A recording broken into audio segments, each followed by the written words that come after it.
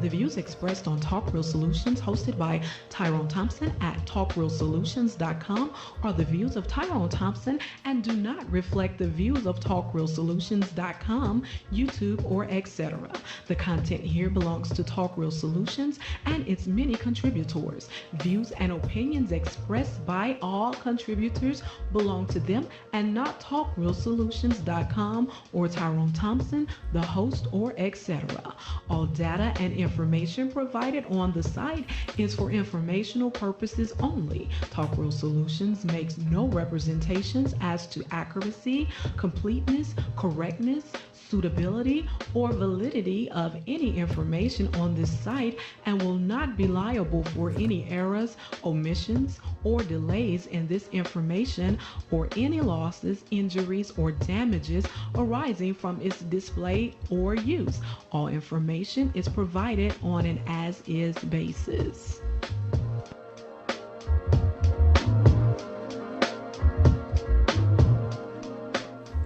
All right. Welcome to the show. This is Talk Real Solutions, and I am your host tonight, Tyrone Thompson. I want to thank you for tuning in. What is today? Today is May the 22nd, 2025. And if you want to listen to the show, all you have to do is go on YouTube and type in Talk Real Solutions, or you can call the number at 1717-908-1834 and hit the access code at 917-324, and I'll get you on the line here and you can join the conversation. You can talk about whatever you want to talk about. Just try to be cordial with each other. I don't know why I always say that I say that every damn week. Maybe it's programmed in my head to say that shit. But certain people don't listen to it any damn way. But yeah, I am going to be spitballing it like I always do, because I really haven't been paying attention to what's going on in the world, because I've got other things that I've been taking care of. But America is still a crazy country. Even though this is the country that I'm sorry, y'all, I'm doing something. This is a country that hell, it's the only country that I've ever lived in and grown to love and cherish the parts that I embrace, and a lot of us don't have another option. Some of us have these fantasies of other countries and living in other countries and assuming that we'll be better off there without having actually moved or lived or been to those countries. And I can't critique those people, because that's your own mind and you can think of however you want to, but it's all a fantasy to pretend like if we go to another country that things are going to be a lot better, but and I'm saying all that to say is because this is the only country, if you're really honest with yourself, that and if you have any respect for your ancestors and what they fought for, then you would want to continue their legacy and try to make this place better. And that's just my opinion. You ain't got to agree with it. I know there's a lot of opinions on social media, especially in our community, about how terrible this country is, and rightfully so, because this country sucks for black people. But at the same time, it's still our country. And I'm saying all that to say is because what I'm watching is the downfall, the destruction of America. People don't want to to put it in those terms, as blatant as I have just said it, but that's all it is. There's no complicated way of saying that this country is on a downward spiral. And for African Americans or black people, or however you identify yourself, melanated people, we will catch the blunt of the terrible things that will happen. That's just always been the way things happen. Now, I've said this over the years, and my viewpoint hasn't changed. Is that European, Anglo-Saxon, white people has been the worst thing to ever happen to this planet. There is no other destructive force in nature that is worse than the European, Anglo-Saxon, white human on this planet. And I'm comparing them to hurricanes, tornadoes, sun flares, whatever. The destructive force of nature, floods, even though those natural forces of nature is very destructive, and in a blink of an eye can kill tens of thousands of people, in seconds. There is no comparing the destructive nature of the white, Anglo-Saxon, European, white person. I'm using all of those adjectives because, however you identify it, I want you to be clear about who I'm talking about. That human species is the worst thing to ever happen to this planet. Now, I am not blind or stupid, and I can look at the contributions that humans have made to society and the planet, and I will give credit where credit is due. There is a lot of contributions that the white, Anglo-Saxon, European person have contributed to society. I can't say that they haven't, because that is the truth. But at the same time, they're not the only ones who contribute to society. They're not the leader when it comes to thought.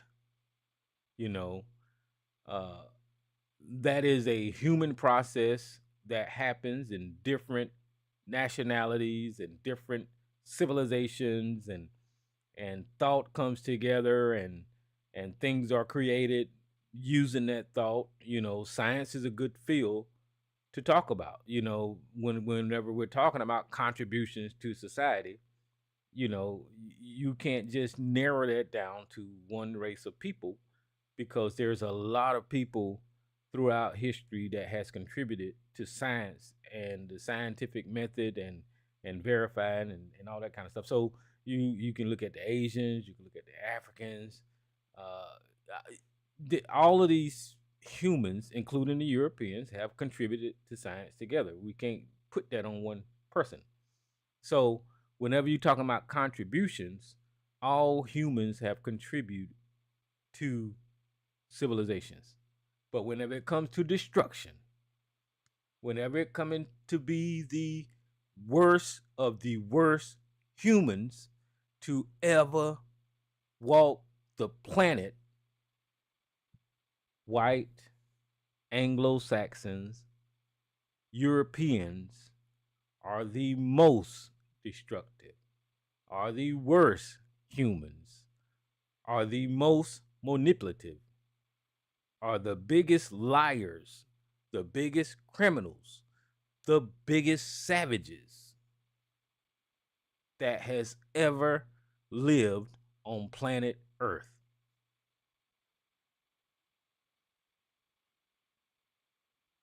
And one of the things that makes them terrible nowadays, right,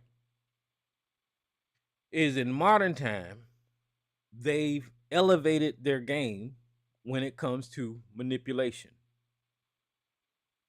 In modern times,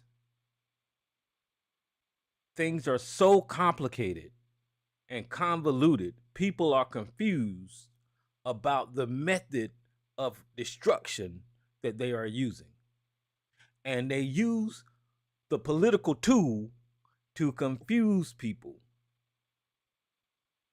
Because we will sit up here and talk about how policy and politics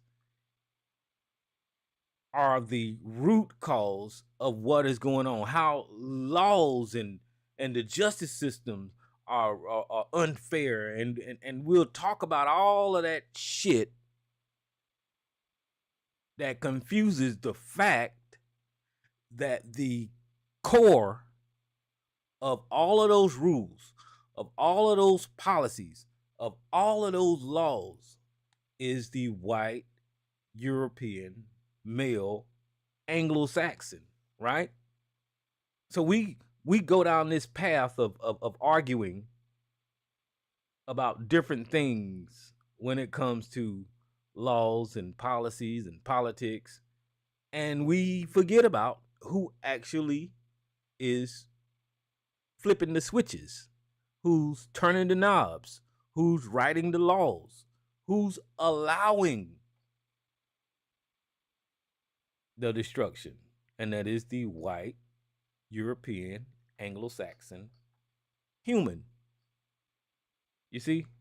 So let me say that during this, even this little YouTube channel or Talk Real Solutions or vlog or whatever we calling this thing over here on Talk Real Solutions, you can see a microcosm of what I'm talking about here. Because I, as a black man, and other black people that participate in this platform wants to come on here and talk about things that affect our community, right?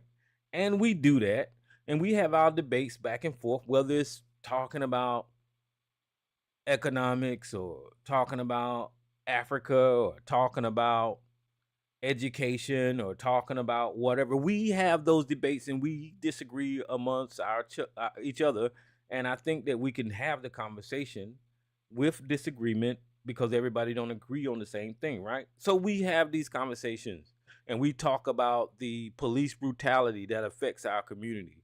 We talk about the injustice that actually murders people in our community, at the genocide that is handed down by America to black people from the police force. So we discuss all those things, right? And as we're having the conversation, you'll see it interrupted time and time again. Over the years, the conversations have been interrupted by the white, European, Anglo-Saxon human that has injected itself into society and programmed one of these fucking idiots to call in here and disrupt the conversations. We see that all the time. And that goes back to my original point of the white male Anglo-Saxon European being the most destructive person to ever walk the face of the fucking earth, right? And that's just a small thing, because this vlog ain't shit. It ain't big. A lot of people like to hear it, and we participate in it, and we have fun over here. You know, it's something that we do. But let's not lose focus on what is actually going on during these conversations if we want to have conversations about our community. There's already a system in place to disturb unity. There's a system in place to throw things off whack, right? And over the years, we've seen it over and over again, whether it be um, ABC taking clips of the show and putting it on his show and trying to discredit everything it said, right?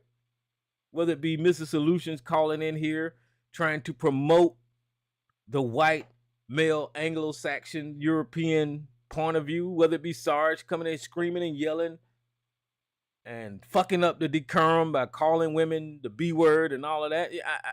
It's just that white male influence, white European, I ain't necessarily say male, but the white European influence is everywhere. It permeates throughout the entire planet, so much so you can't carve off a section to yourself because of how that mentality infiltrates every goddamn thing. It just does. You know, and like I just used Talk Real Solutions as a little small example of how destructive these people are.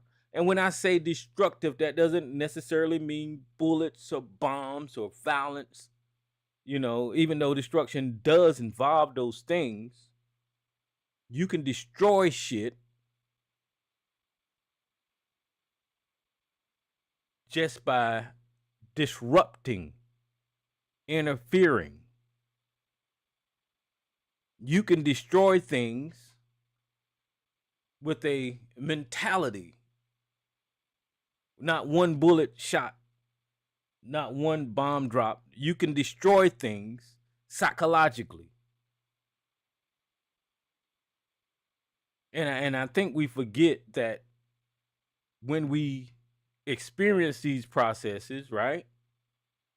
We don't really realize what's going on because it's so subtle. But it affects and it changes shit. Using Talk Real Solutions as an example again. If we are having a conversation about our community, if we are having a conversation about economics, about families, relationships, if we are having a conversation and it might perhaps lead to great recommendations or great solutions, we never get there because it is always interrupted, right? By that white male Anglo-Saxon mentality. So I'm saying all of this to say, because I think it's relatable if I use this talk show and how we experience things on a weekly basis here to relate to what is going on in the world today. You can take that from the Smokey Robinson episode to the P. Diddy episode to the what is going on in Washington, all of that shit. And trust me, when I'm saying these things, I'm not saying that these folks aren't to blame for their own behavior, you know, but I can tell you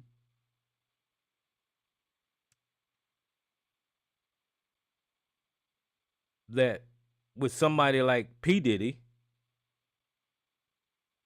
and I'm not excusing anything that nasty motherfucker did. Not at all.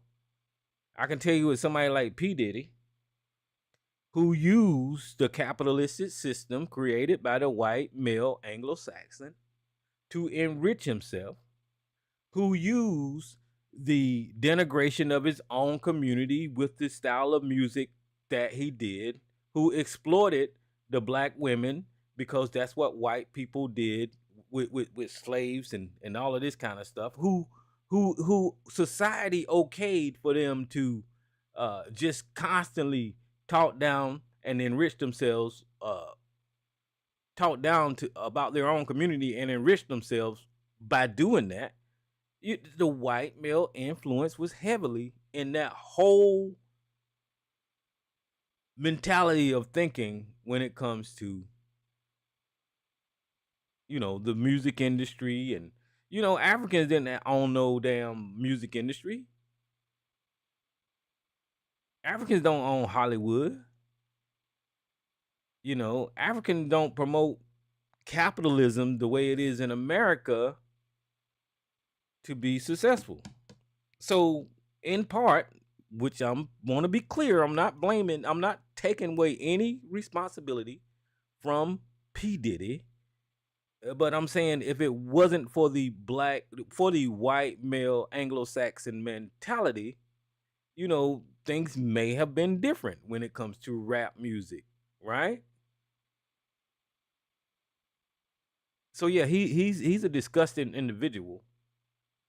But because you're in a capitalistic society, because you are given permission to denigrate your own society and enrich yourself off of it, of course they're going to take advantage of it. And that's how he became so damn rich. The same thing with Smokey Robinson and Bill Cosby. The white people love their music and they're going to shuck and jive for massa. You can say whatever you want to say about it, but that shucking and jiving, I say it in jest, I say it jokingly, but that shucking and jiving for the white man is a real psychological problem that has been passed down through epigenetics, through our DNA, to appease this white society. It just is. People shuck and jive all the damn time. But shucking and jiving has evolved. And if you don't know what I mean by shucking and jiving, I mean back in the day, and this you can correct me if I'm wrong, because we was property, because the white man owned us, and we didn't want to anger the white man. You would show your teeth, you would grin, you would dance for the master. Right? And perhaps they threw you a coin or a piece of bread or showed you some type of favor, gave you a compliment. And whenever that reward was earned, the next time you saw your master, you did it even harder. You did more of it. Not only did you do more of it, if you got your family involved, show the master you can dance, show the master you can sing, show the master you can pick that cotton real fast, show the master you can make him some money. Pleasing the master. That's the mentality. That's the psychology that I'm talking about that got passed on from generation to generation. And it turned into what we know is entertainment, black entertainment. Now you can you can debate me all day long, but the path is clear. How we have all of these black celebrities, all of these black athletes dominating those fields. So whenever it comes to somebody like the P Diddy or the somebody that get caught fucked up in the game, celebrities and all that, I can attribute it to a history of allowing this type of this type of conduct to happen because they or shucking and jiving. And people are pushed back because you don't. If you are a Shaquille O'Neal, right? You're not going to say you got your damn celebrity by shucking and jiving, but that's what the fuck it is. If you are a professional NFL player, you're not going to even admit that what I'm saying is remotely true. But if you're an NFL player or a professional player, you playing pro, it ain't black people offering you houses and cars. It ain't black people offering you brand deals with Nike. It ain't black people offering you access to wealth and celebrity. It's white people telling you to shuck and jive as hard as you can to make them money so they can throw you a piece of bread in the form of a car, in the form of fucking brand deals. That's shucking and jiving on a whole nother level than it originally came into existence. Like I said, you don't have to agree with me, but I know that there's facts in what the fuck I'm saying. So this mentality, this psychology has been passed down, like I said, through our DNA, and it has evolved to where some of us don't even see it no more. They will argue with me about the mentality of black people.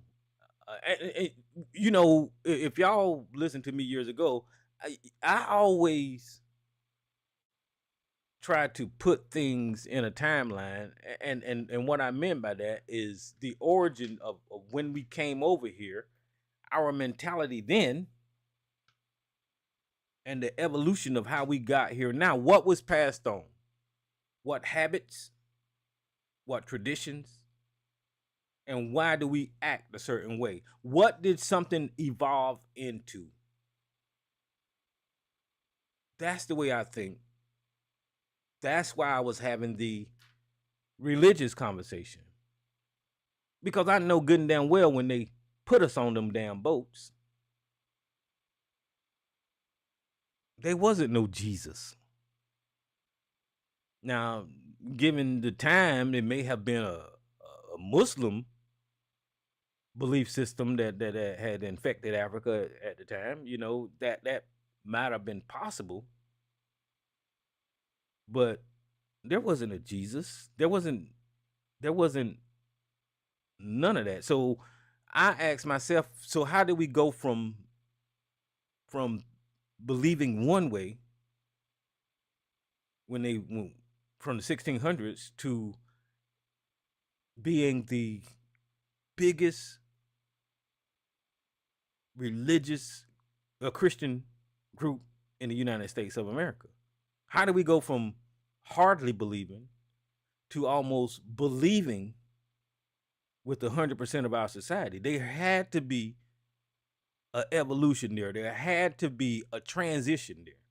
Things had to happen to convert us to believing almost 99% of our community in America believing that much. So what was those actions? And that's what I was talking about whenever I was talking about religion. What happened? And then I would dive into the book, the scriptures, and try to dissect what it meant. And at some point in time, I tried to disprove what it meant. But that didn't work. So that was my mentality, and that's still my mentality, right? So whenever you look at the evolution of things, that was religion. So when you look at the evolution of celebrity, you look at today and see, look, all of these big mega stars, right? All of these celebrities, black celebrities, all of these wealthy black athletes, you look at the success of these people today, and then rewind the clock to when they first got here and say, how did you come from that to this? And there's a timeline there of people outperforming people, people being more charismatic than other people being able to act better than other people, and those people, they evolved into the modern day athletes or celebrities. You can say whatever the hell you want to, but that's just what the hell it is. The majority of us cannot do that stuff. We cannot get out there and run up and down that football field like that. And we cannot get up on stage and perform a Shakespearean play and all of that. We just can't, but there is a minority of us that actually do it and do it well. We do it so well, the entire planet wants to emulate us, So I can't take that from the success today, but I can just tell you my thoughts on how it got here. I'm not talking bad about it. I'm just saying we need to be real whenever we look at these things, you know. So what the fuck are you talking about, Tyrone? Well, I'm gonna tell you that the white male influence helped contribute to all that success I was talking about with black people. I am not saying that they don't have talent, so don't get me wrong. I'm not saying that they don't deserve it. But if it wasn't for their need to see us entertain, to see us shuck and jive, right? The success wouldn't be there. And if it wasn't for our people willing to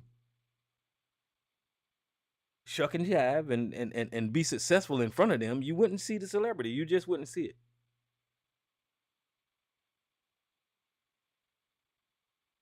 And in a way, that goes back to what I originally said about how destructive white people are, because in part, that help contribute to some of the destruction that you see in our community. And what do you mean by that, Tyrone? Well, if you look at the entertainment industry and see how it exploits our suffering, they had a period in cinema called black exploitation, right? You remember that, the pimps and hoes and all of that. That in part helped bring down the image of people in our community. Whenever you see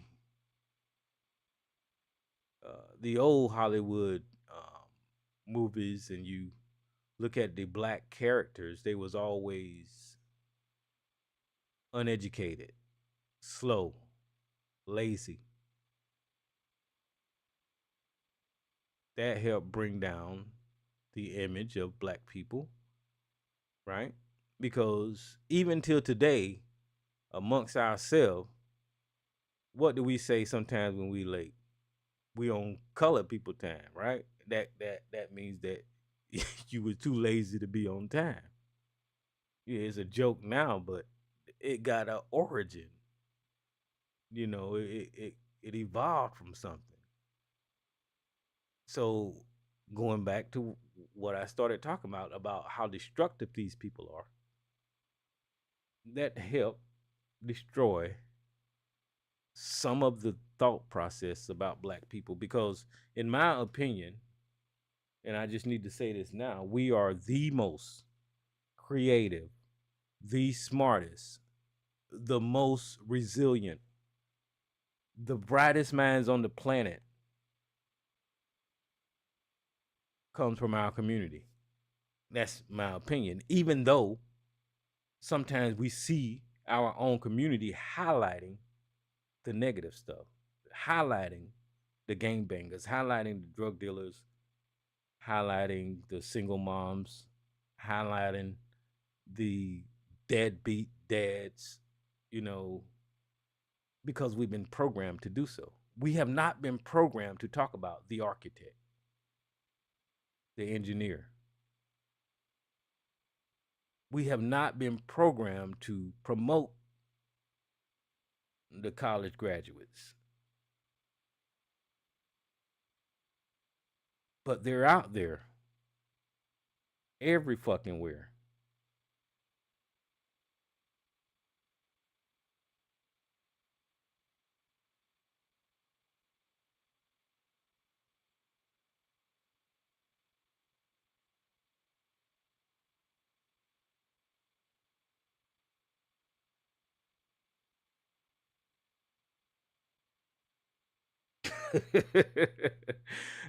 I was just reading what Sarge put in the chat room, and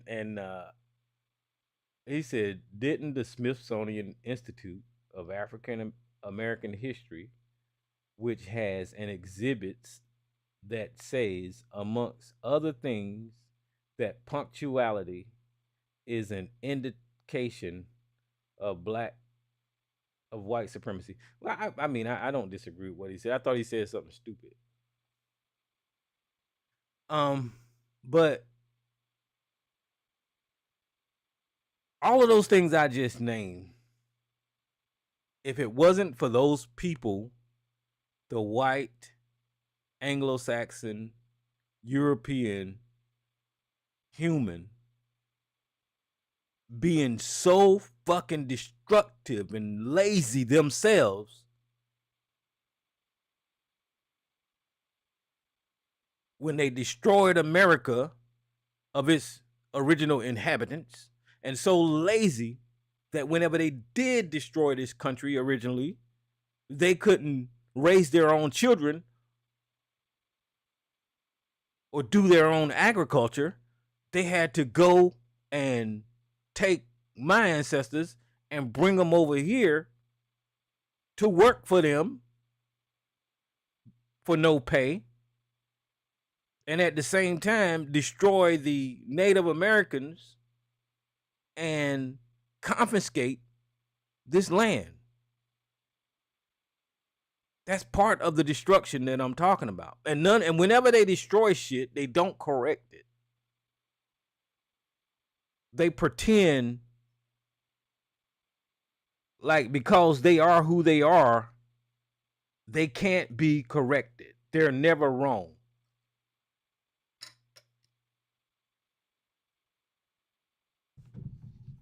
The mentality of what do they call it? Manifest destiny. Yeah, that's what it was. That mentality that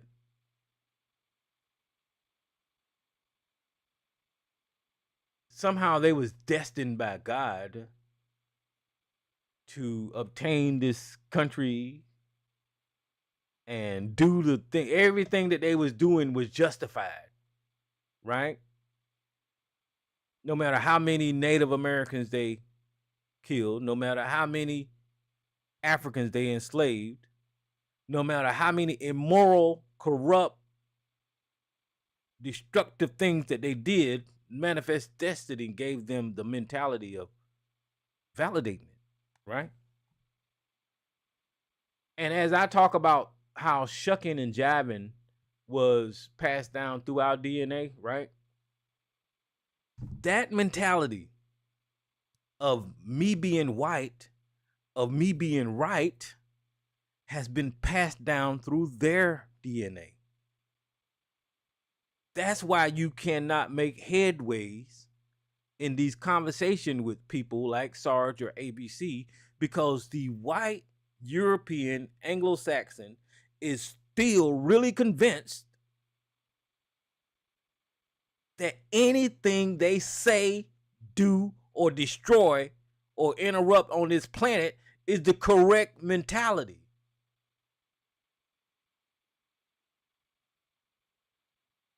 That is a mindset of arrogance and foolishness that has been passed down in those destructive, violent people.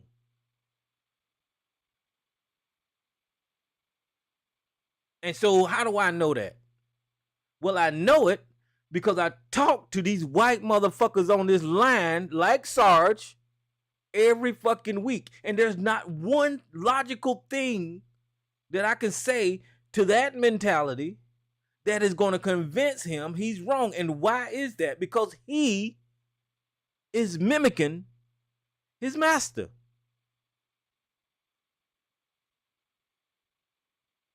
The same thing with ABC. They are convinced that anything that white people say is the right way. You know, their water is wetter, their ice is colder, they are the best. That is the mentality that ABC has, even though we witness these people being racist.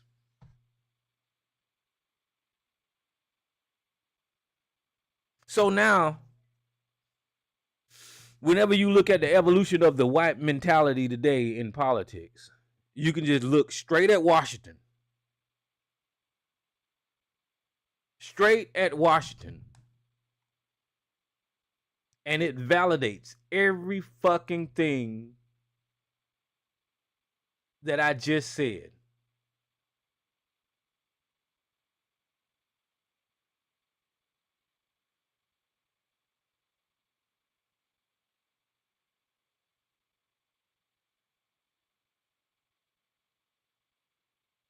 It validates everything that I just said about the white, male, Anglo-Saxon, European mentality. Donald Trump is the perfect example of what I'm talking about when I say that people like Sarge and ABC and Mr. Solution shuck and jive and think that the white man's water is wetter. Because Donald Trump is a fucking felon. That is a fact. Donald Trump did get held civilly liable for sexual assault. That is a fucking fact. Donald Trump and his children were found out to be taking money or swindling money from charities for children. That is a fact. We heard Donald Trump on the Access Hollywood tape say that he would abuse women by grabbing them by their vaginas.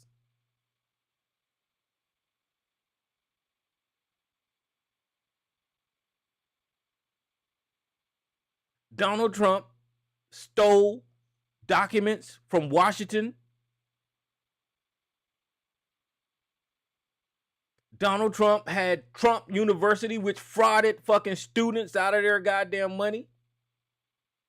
Donald Trump violated in his first term the emoluments clause by profiting off of the presidency.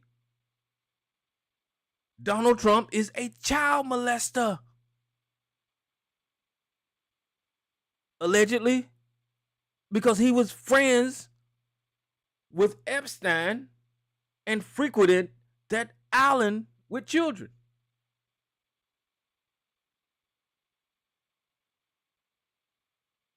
Donald Trump undone a right for women in this country to have access to their medical physicians to advise them on abortions. Donald Trump denigrated Arlington Cemetery with his group of goons, right?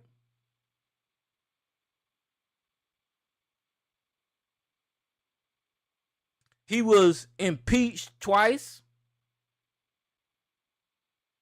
The first impeachment, he was trying to interfere with the election by having Zelensky make a statement demonizing his political opponent.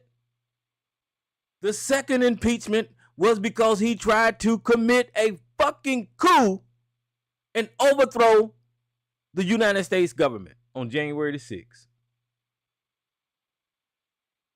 All of that was done by a white, Anglo-Saxon, European human, right? All of that was done by a white man. And where the fuck is this white man at right now? Is he in jail? Has he been held accountable?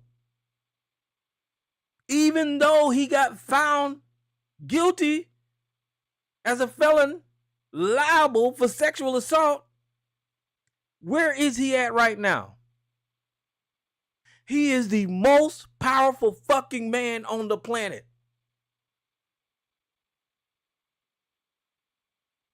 Because people like Sarge and his ilk shucks and jives. And they try to denigrate the opposing messages of truth and facts about this fucking criminal. Because people like Sarge promote and elevate the whiteness and the idea that they can't do shit wrong. So much so that they break the fucking laws in our faces and are able to get away with it.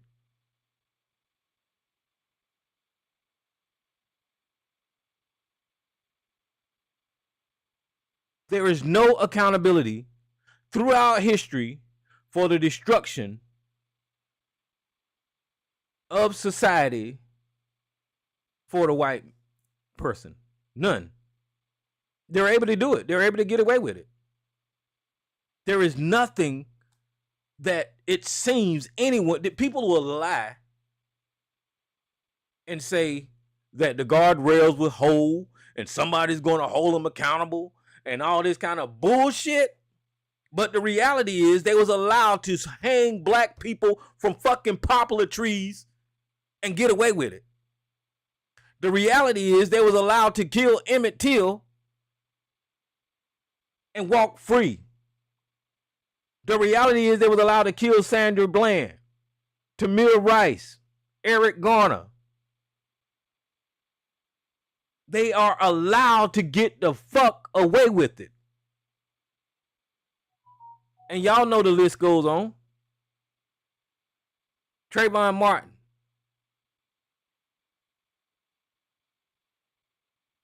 That damn white boy who shot motherfuckers at a Black Lives Matter protest, and we seen him on fucking video commit that goddamn murder. The couple of murders.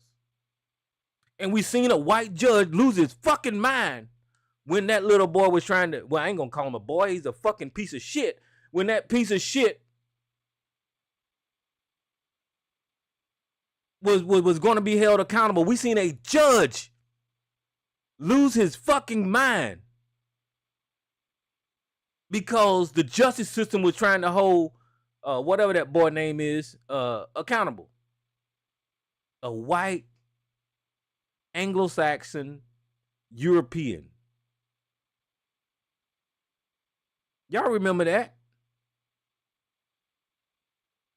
So there is no accountability. And because of that perceived power, because throughout history they have convinced themselves that their shit don't stink, you got fanboys like fucking ABC and Sarge that loves, that salivates, that embraces that perceived power of the white male Anglo-Saxon European. And there ain't shit that I can say to them to say, hey brother, you know, let's talk about some facts. You know, just let's just put all that on the table and let's just go fact for fact. We can't even have those conversations. ABC even had a mantra one time saying, fuck your facts, because psychologically he knew that facts would discredit everything his fucking bitch ass believed in. So he had to make it known that he don't believe in facts. It's a psychological game that they got to play with them goddamn selves. I see what the fuck going on. Oh, there's a caller. Let me see. I'm about finished. I'm gonna shut up in a minute. But here's my point: is that Donald Trump now is destroying America. I said that it was going to happen. Years ago, I said that the Constitution wasn't worth the fucking paper it was written on unless people believe in it like a religious doctrine, right? And because they didn't, black people was allowed to get mistreated in this country using that same goddamn Constitution. That's why I said it should be ripped up and fucking did over again. But Donald Trump said, he said, hold my fucking beer, Tyrone. I'm going to show you how to walk on this motherfucking Constitution, shred this motherfucker, and damn make them accept it. When I said that, Sarge, Mr. Solutions, and everybody else that heard me say that the Constitution should be ripped up, they lost their fucking mind. But they're watching this motherfucker disobey laws, disobey federal judges, violate the goddamn Constitution day after day after day, and they ain't saying a goddamn thing. As a matter of fact, they'll come on here and promote it. You heard Sarge calling here, and when we talk about the citizenship clause of the Constitution, it is in the motherfucking Constitution. He's talking about how people who are born here, citizens, somehow or another, Donald Trump is validated by taking American citizens and putting them in fucking Venezuela or whatever the fuck. What the fuck? So me saying about the Constitution being ripped up, right, bothered him. Bothered them. As a black man on Talk Real Solutions that don't have no motherfucking kind of clout, they raised hell when I said that shit. Solutions called in here, Tyrone, you think the Constitution should be ripped up and all that kind of bullshit. But he's not saying one motherfucking word about Donald Trump actually violating the goddamn Constitution, not even listening to the goddamn Supreme Court, ignoring federal fucking judges, violating the Emoluments Clause in the Constitution.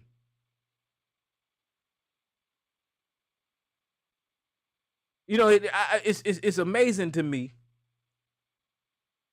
to watch Donald Trump blatant disrespect for the law and his lying, destructive, hypocritical regime run ramshot all over the goddamn country. And these same motherfuckers that upheld their patriotism and told black people all they had to do was comply and call us criminals.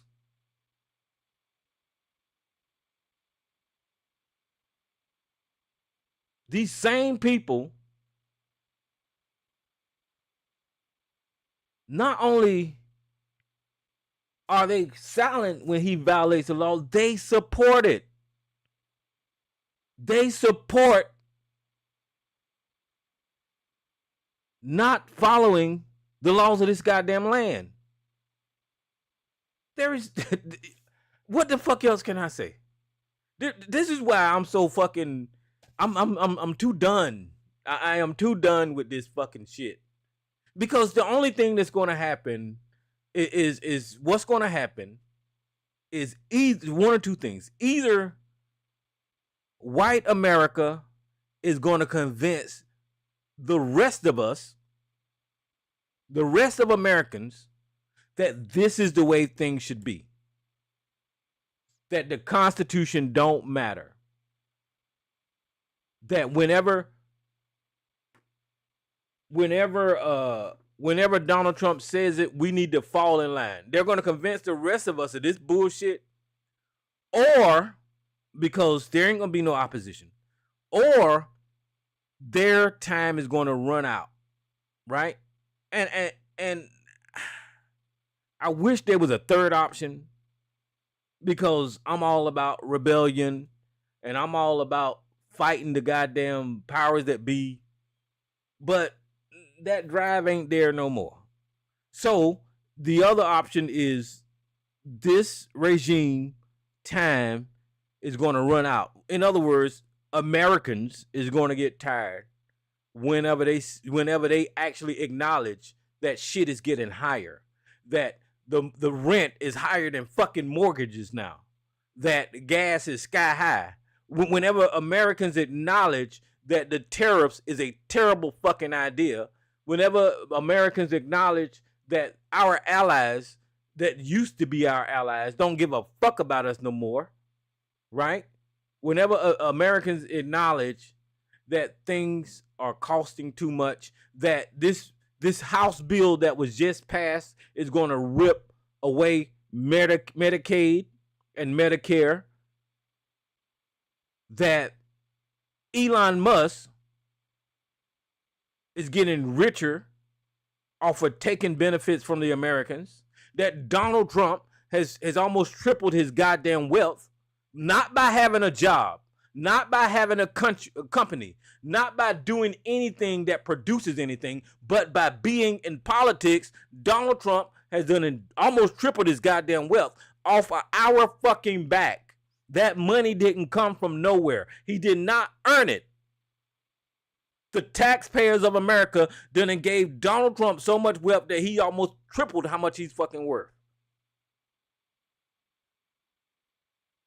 Now, if that would have been Barack Obama getting rich off of America, you couldn't have stopped this little whining bitch from calling in here screaming about how Barack Obama was somehow fucking gay, and then his wife was a man, and then that somehow he's ripping off the American people. You couldn't stop Sarge from calling in here trying to say that dumb shit, right?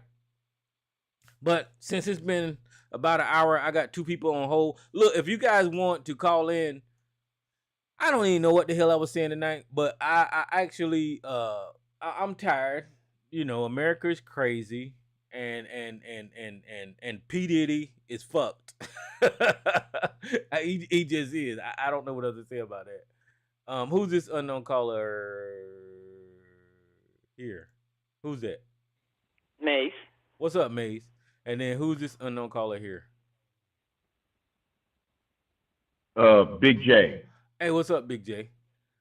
All right, What's going on? Maze, go ahead. Oh, good evening. What's Well, happening? I was like, they used to say when Master sick, I sick. That's what's wrong with them two that be in here trying to convince somebody. That's all. And then when it comes, and did you hear the Speaker of the House the other day? He said Biden did his undercover and Trump is doing his so everybody can see they crimes. I said, oh, that came out of his mouth. And then with the man from South Africa, I'm saying like, where's the genocide at? He gonna sit there and put that big TV on, turn off the lights, and all this crazy stuff. So you know what, Maze? I just seen that before I started the show. I seen that Trump was playing a movie in there. I need to dig more into that. What the hell happened? But go ahead. So then he gonna say the graves and the crosses and all the people out there looking. He said, "Where's that at?" He said he didn't even know where it was. Except some whoever creep came up with that. It's a mess because they made a fool out of themselves. And he had his stuff together because he's sitting there saying that if the people don't have jobs, they do different things. He said you got criminals everywhere. You got them in this country and our country. And so that's not what he was over here for. But then see, he's trying to convince people like Master Sick, I Sick that it's a genocide. There is no genocide. So when he had his the white man stood up and told them what they were doing, he's talking about the black people are doing this and black people doing that. So he said it's a white man can explain, and the white man explained to him. I thought he was going to be like a firecracker and just burn up, sitting up there in the chair. And then the little group on the other side that was with him, they were speechless. And then the ones came with him was more together as a government than he was, because he kept talking about his Constitution.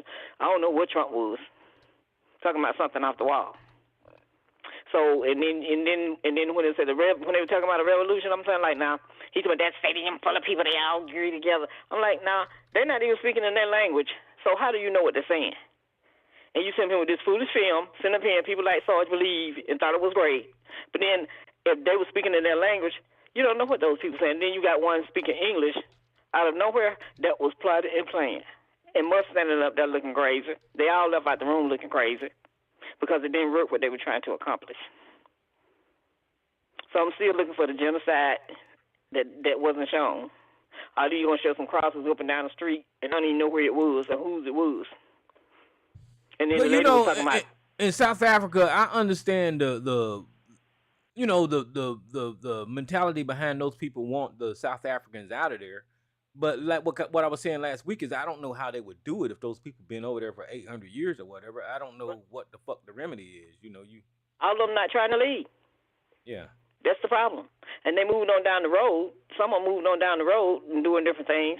And then you had this black guy doing a documentary on how they came there and when they took under Mandela and what they did to him and all those people that died. Those probably was the graves that he was looking at. But they told him something different. So you have to watch this Master Sick, I Sick. That's what I hear when I hear he say he loved his poor and uneducated. And if you believe that mess he put out on that TV, something's wrong with you. And I want somebody to explain to me how can they be speaking in their language but then the man speaking English, talking a revolution. It didn't go together. So that's all my spiel for today and what I'm thinking about, what I was looking at. All right, I appreciate it, Maze. What's up, Big J? I got to go in. I really got to go in. You Negroes who voted for Trump, I'm talking about you black MAGA niggas, right? Y'all voted for Trump for two reasons. Y'all voted for Trump because of y'all's problems with the black woman and the black women. You got a problem with that, right? Now the second issue y'all got the other issue you got a problem with. Y'all voted for MAGA. You're part of MAGA because y'all were so scared about the black immigrant. I mean about these brown skinned immigrants, right? These brown skinned immigrants. Yeah, man, we're going to turn Chicago red. We're going to turn Milwaukee red because of the illegals. Wait a minute. While your black ass is being used as cannon fodder to go after some other brown-skinned people, guess what Trump's doing and Elon Musk doing? They're sticking in all these white, trash South Africans. Now I'm looking at them South Africans, right? I'm about to go deep in hard on the paint on this shit. Look at how many babies you see them? Listen, they look like trailer park trash. Yeah, I said it. Because how you going to be on a news conference and your babies ain't wearing no socks, ain't wearing no shoes? Them babies are barefooted. You look like trash. All right? And nobody is sitting there talking about, well, why is he bringing all these white immigrants from everywhere else, from South Africa, and he's trying to take over Greenland. Greenland ain't black. Greenland don't have no brown skinned people. So why are y'all sitting up there? See, this is the reason why you Negroes who are black MAGA, y'all don't think at all. You niggas are dumb as fuck. You're milk toast. You got tender dicks. That's the reason why I know you niggas can't stand a black woman in office. See, y'all need to fix your own goddamn personal issues rather than trying to project y'all bullshit on everybody else. Because you niggas are dumb. You dumb as fuck. Y'all don't think at all. And this is what you getting. White South Africans has sit there and moving up into America, and they're about to take away your black jobs, because they ain't gonna pick those fruits and vegetables that these Hispanics are picking. They're gonna take your black ass jobs, because you niggas are dumb. You niggas you've been dumb because y'all trying to shame, blame, and explain. You worry about titty meat. I'm talking to ABC, who's in the chat room. You so more concerned about black women and her exposing her yoga pants and titty meat, while the same person who you voted for is bringing some trashy ass, racist ass. We want to bring back the apartheid ass niggas from South Africa. How y'all thinking is weird? It's one of these weird ass. Y'all rather to burn down the house because you mad at somebody. You mad at the person who's living in the same house with you because you think that's That's power. You think voting for Donald Trump, being part of the SBE machine, shame, blame, explain machine, you think that that's a source of power. And y'all out here looking stupid. Now, I want to know when y'all going to finally wake up. Let me tell you something. When 2027 comes around, Black MAGA is going to be, people are going to have a problem with black MAGA. Especially what happened in Frisco, Texas, when I saw many of you black conservatives and you black MAGA folks sitting there saying, oh, Kamala Anthony came from a single-parent household. Kamala Anthony was a thug. Wait a minute, motherfuckers. Kamala Anthony came from a two-parent household, and he's not a thug. Yet y'all want to do, y'all say that you're the same trope. Oh, well, we found him with a gun, with his AR-15. That's an air gun, you stupid idiot. Some of you niggas supposed to be, quote-unquote, Second Amendment right, folks. You should examine what type of gun he was holding. For one. Well, y'all ain't say nothing about them white boys who Kamala Anthony stabbed. Y'all ain't say a goddamn thing about those real guns they were using. And let's also talk about this thing called black culture, black fatigue. You know where black fatigue came from? Black fatigue came from black conservatives who wanna. I want to stand shoulder to shoulder with the white man. That's where black fatigue came from. You saw that dumb idiot standing on top of that bus in Frisco doing fight,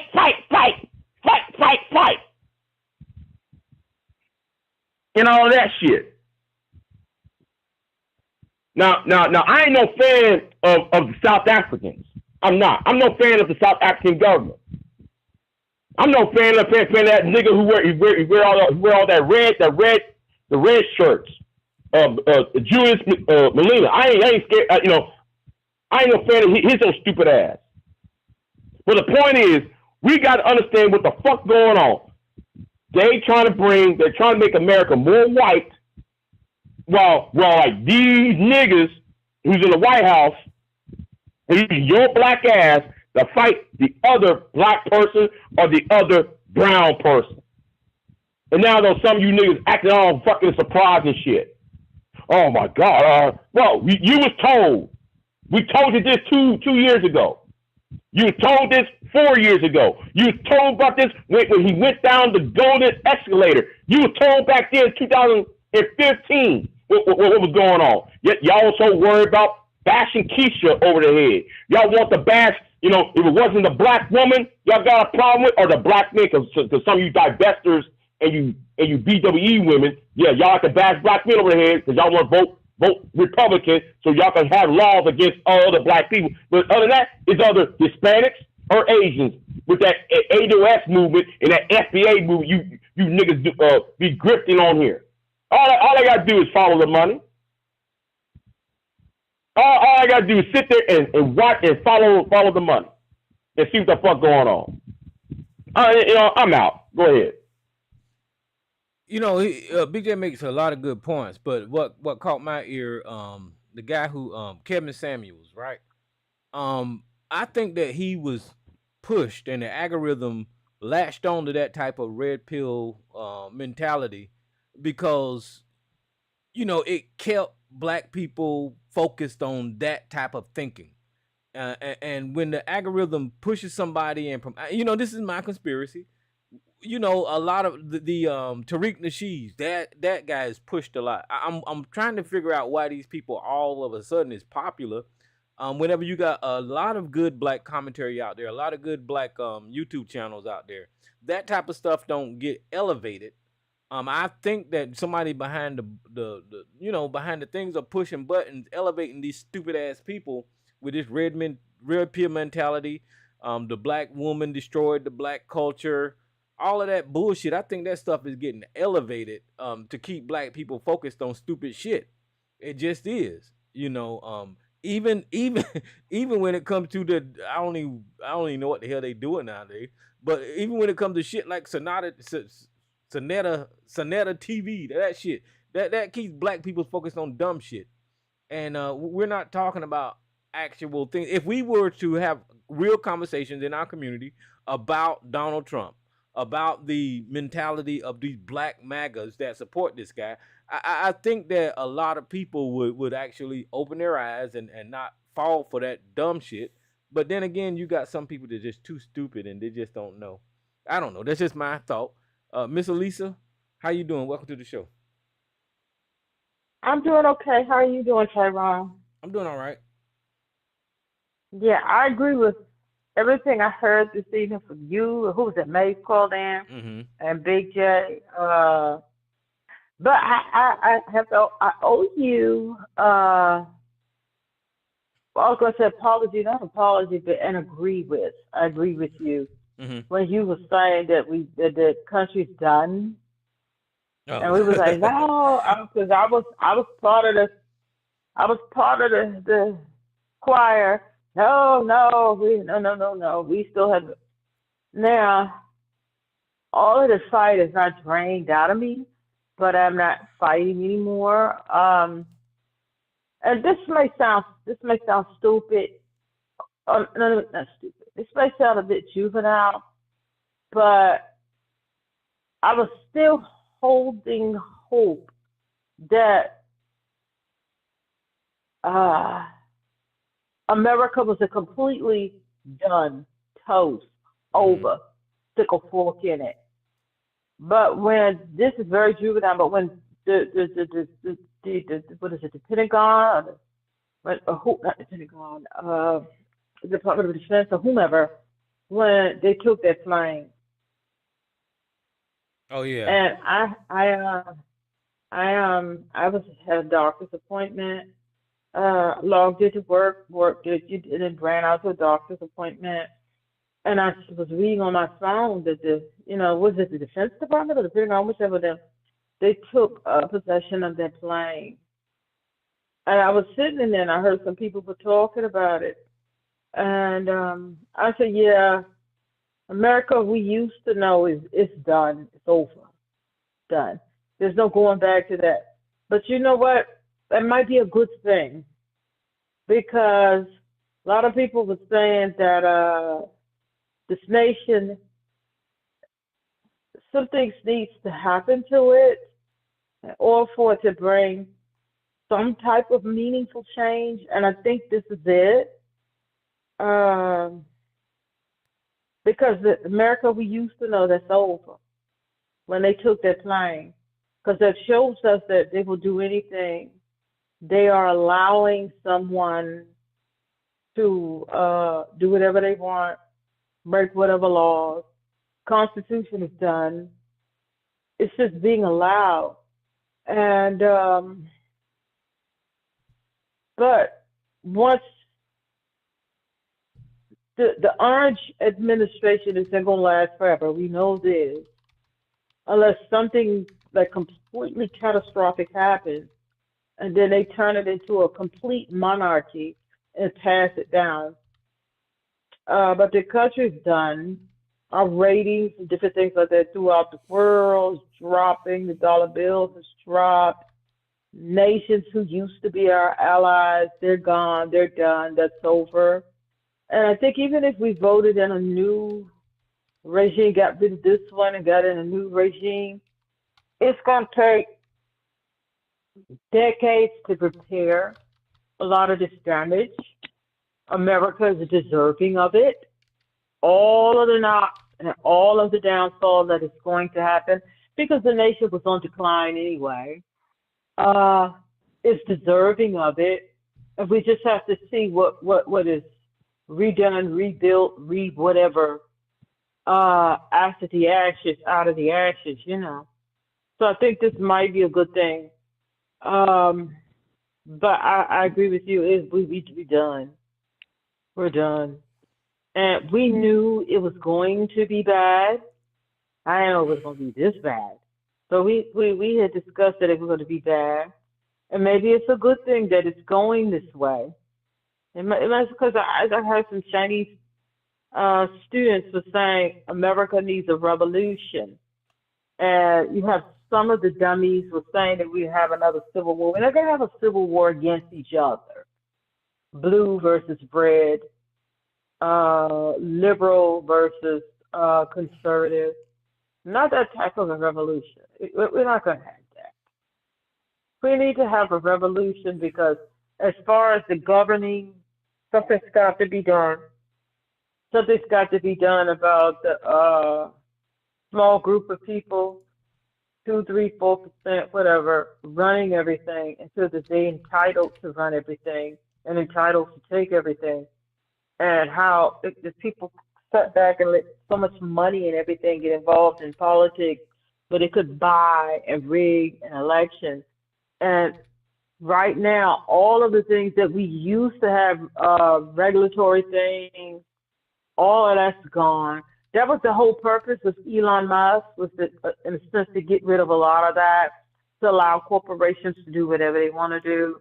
And then when you hear things like something changed the thing, I'm not going to get the correct wording, but as far as like with the meat and poultry plants, they're only going to, like when it comes to salmonella and different things like that, they're not going to have the people to go in. We're just going back to the Gilded Age. We're going back to the industrial, it's just the people are going to work. So the reason why they wanted to get rid of a lot of those things, so that the corporations can do whatever they want to do, and they can make more money. And then this new big beautiful bill that they're talking about, and I'm sure that somehow or another they'll get it through the Senate, and to get tax cut. People talk about tips. Well, they're gonna do no tax on tips. Okay, you got to get down into the nitty gritty of what that really is. That's really for the rich people.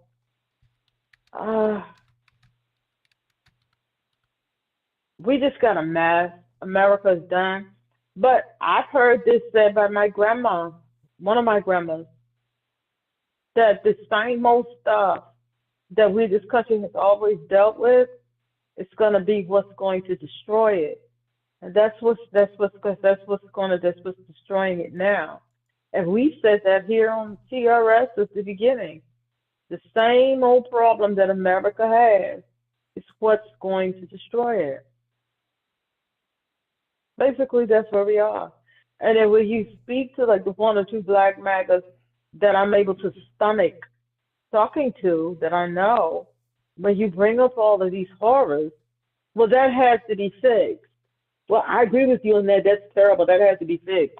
Fixed how? Who's going to fix it? Who's going to stop it? And it's 1 or 2 black magas that I am able to stomach talking to, because only reason I, stay in sort of conversation with them is just to see where they had to see when, and these are the black ones. A lot of the white ones has turned, but the black ones, it's going to be hard to get them to turn.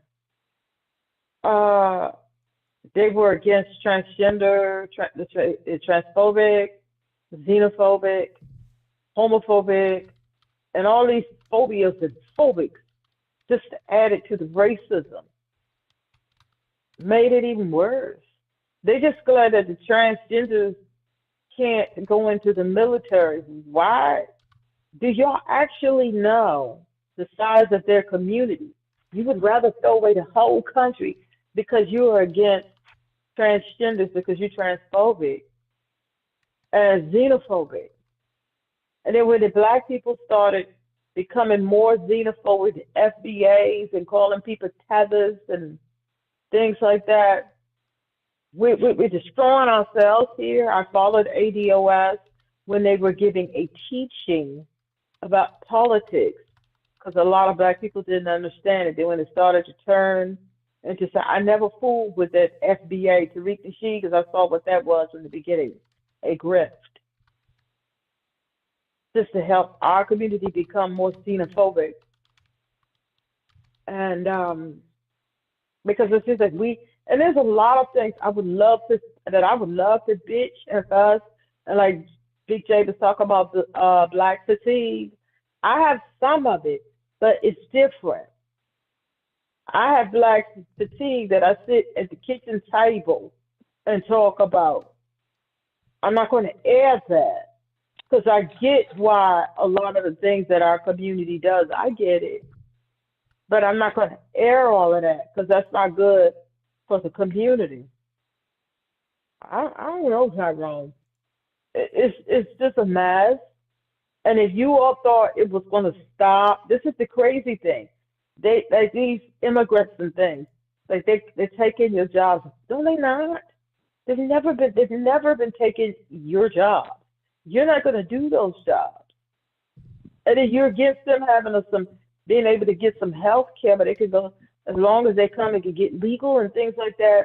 And if you live in a blue state where they have sanctuary cities, they're able to go to the doctor and get food, get some, what is that? Not food stamps, whatever you call it. SNAP, yeah, that's what you call it.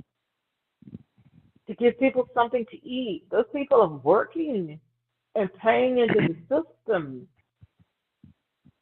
And we, in a sense, need these people here.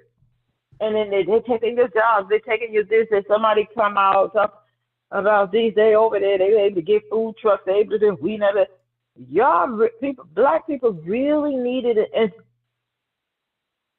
I'm going to wind down now, but just like what's happened in Maryland, I'm sure you saw it, Tyrone, where our governor vetoed the hell out of that slavery reparation study. You read about that, right? Mm-hmm. Yeah, did you hear me? A lot of people would be. Yeah. Yeah, I heard you. A lot of people would be very upset with me because I can reach to you what he said because he was very excited. This was before the election when they were talking about we're going to do this, and he was down with it. I was too, but I expected him to veto the hell out of it. I expected that, and I see like the FBA is calling him a tether and a this or that. This is just, I'll just tell you, because this is probably going to be unpopular. I expected him to veto it, and if I were him, I would have vetoed it as well. And here's why. Because of what the federal government, we right next door, we right here, they're doing certain things that were supposed to come to the state. Trump has blocked it. Certain things that were supposed to be done. Yes, Maryland is a rich state, but Maryland is a small state. And the governor has things to take care of. They in a sense telling the people, we got you as far as your Medicaid. We got you as far as SNAP. They fixing up things for the people who are getting rental assistance and things like that to continue to help them. They're making deals all over the place, and not just with the state of Maryland. They're making deals with the blue states. That's all I'm gonna say. They got stuff they're gonna have to pay, and with them cutting back, with giving money to the Department of Education, they intend to keep Head Start. They intend to keep. Why are you going to take millions of dollars to pay for another study we don't need? It's been studied. The information, everything is out there. It's been studied. We know the damage of what slavery caused. We know the damage of Jim Crow. It's been studied. It's been studied to death. This book's written on it. This that. It's been done. So he's like, I'm not, because he said he's going to veto anything that is not crucial, and another study is not crucial. Like he said, there's been studies. There's been studies, great studies that can be used, that can be done. The federal government has done studies throughout the years. It's a study. Now it's time to get the thing going. And they're not going to spend money on another study because that's all it was another study. And I don't see why people don't get that. They got stuff they got to pay for going forward once this big, beautiful bill makes it through the Senate. They're trying to protect the people, protect the lives, protect the health care, housing, SNAP, a whole host of things they're going to have to pay for that they're not going to get the money from the feds any longer. And with the unemployment rate all across the country, with the layoffs from the federal workers, now a lot of federal workers, a lot of them went back because that wasn't Elon's main thing. But they got stuff they have to pay for. And millions of dollars for another study we already got the answers to. I would have vetoed it as well. He didn't veto giving reparations. He vetoed spending money for a study we don't need.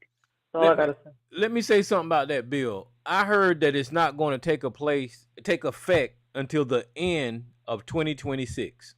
So, what does that mean? That means that Donald Trump has 1 year left in office before the effects of that.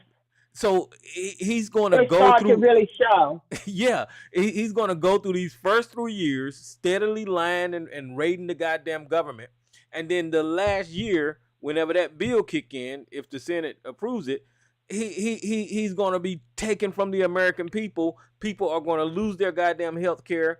People are going to lose. I mean, he's just going to be giving more money to the rich. And it's going to be 1 year. So that 1 year is going to give him enough time to put up with whatever backlash he got to put up with, however many people going to get mad, whatever protest is going to happen. He only got 1 year to deal with that shit. And then he ain't going to run no goddamn more. That's it. America is going to be fucking destroyed.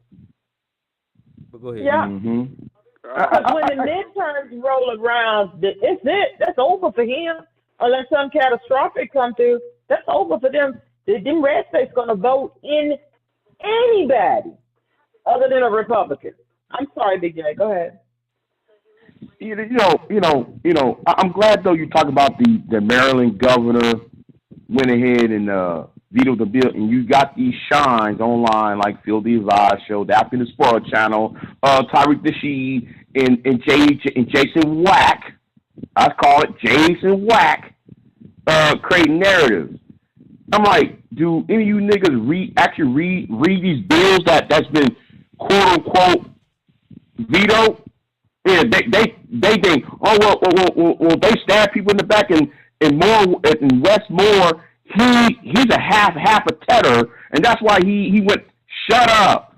And this is the reason why I think though it's time for people to campaign to break up Google, because for me, I want Google to be breaking up to 1,000 different pieces because they allow bullshit like this. They allow people to lie and get away with shit. You know why people vetoed the bill, but then people around here, black people don't read. They don't do no research in this space. I'm gonna tell you the truth. And it's making black people look stupid and dumb because all you gotta do is sit there and read why he vetoed the bill in the first place, or read the bill.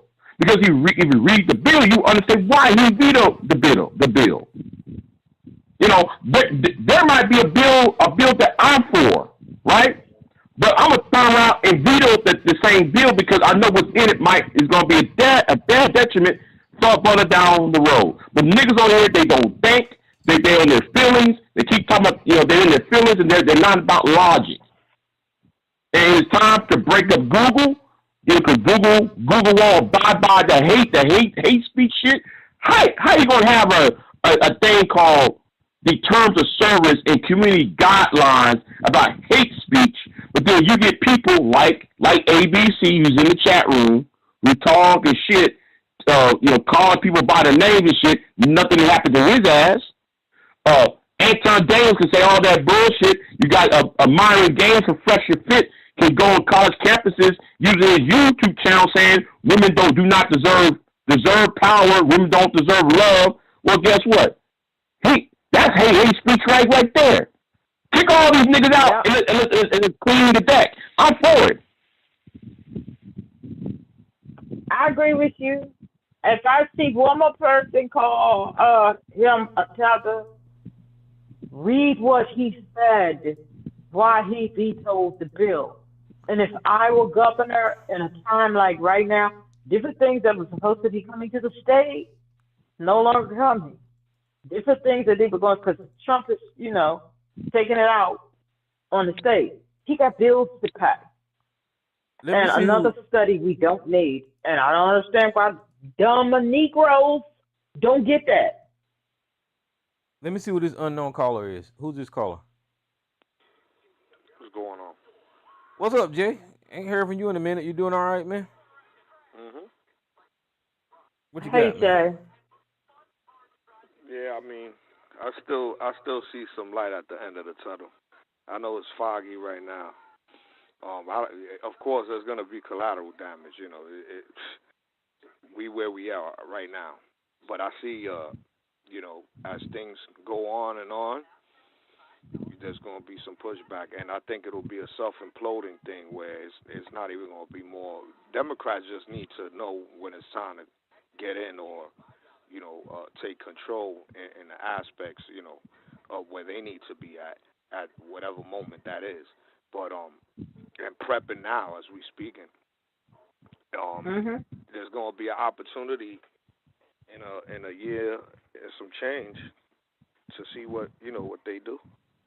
And but I think Yeah. it's going to be self-imploding. It's going to be things that is just going to continue to take people off, turn them off, affect them, within the party, throughout, from within and out. So I'm just, again, there's not much that people could do if you ain't in control of shit and everybody is on the other side doing what they doing.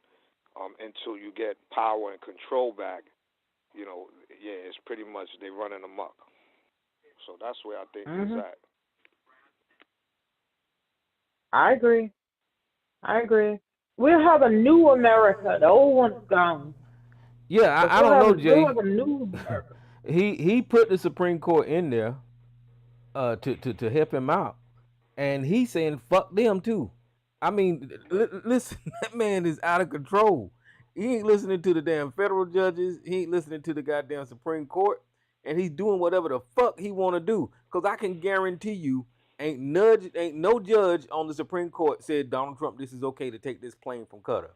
Ain't no federal judge told him it's okay to take this plane from. Ain't nobody told this motherfucker it's okay to take this plane from Qatar. But Donald Trump took the goddamn plane anyway. That Yeah, and that is a violation well, of the fucking Right. law. You can't do that. You cannot Let do me you that. can't do let that. me ask you a question. But So that's why he put the yes people in there that right. he knew. What was it? The Department of Defense, right? That I forget the guy from Real World. He put them people in there that he know would do it anyway. Well, they said Pam Bondi signed That off was on it. the They said Pam Bondi signed off he. on it, and she's the attorney general. She shouldn't have shit to do with it. Well, my question to you is that you have that going on. He has a meeting right now, or in Virginia, where he had all these people coming in. They paid to, have the dinner and all that. Um, as all this is accumulating, um, do you see several crimes that could actually be brought up for 3.5 years from now, where if the people are in place, they will push it and can push it. There's something to push. There can be a conviction this time in crimes that are being committed as we speak.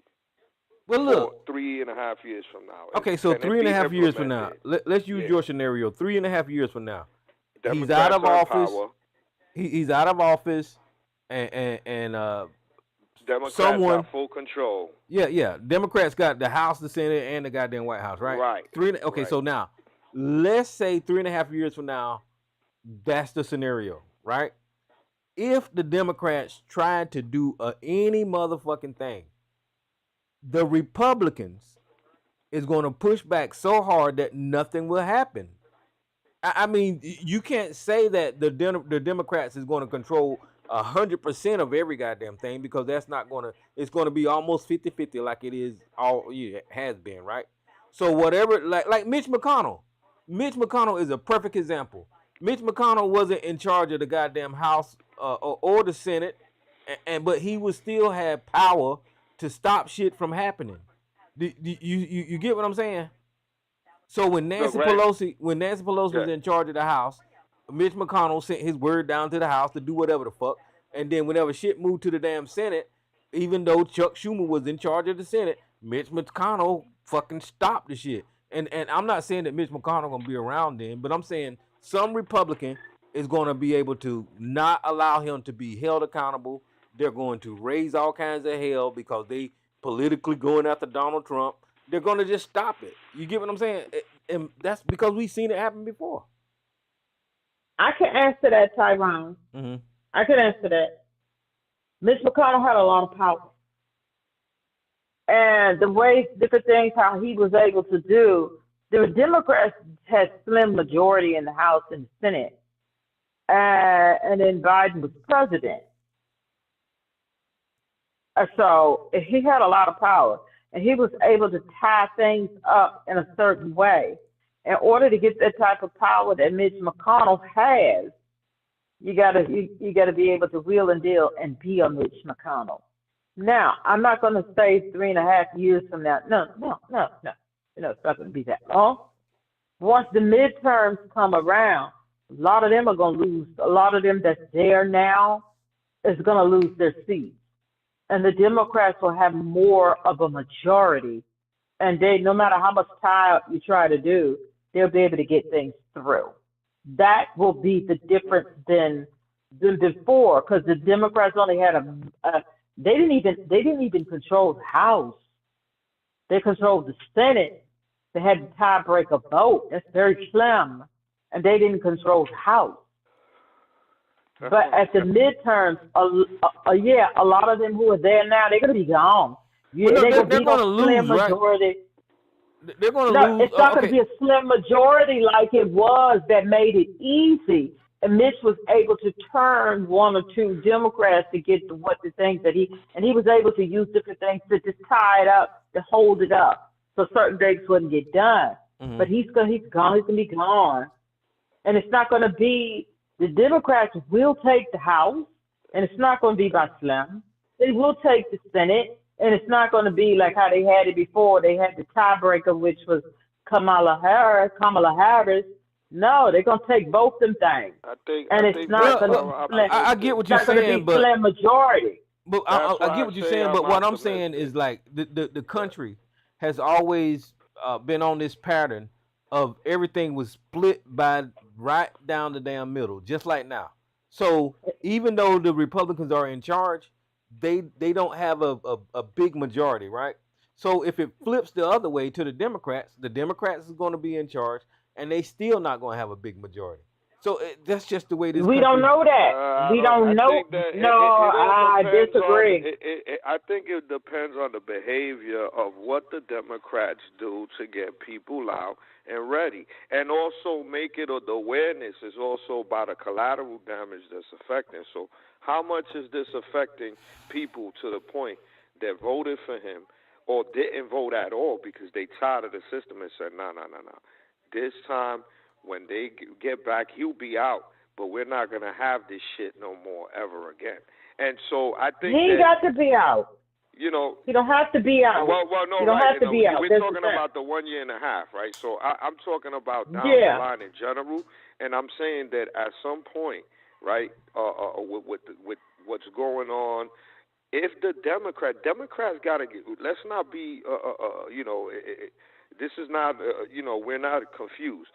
Democrats got to go extra hard, and when I say extra hard, they got to put in extra work and do what they need to do so it doesn't become a result of what happened.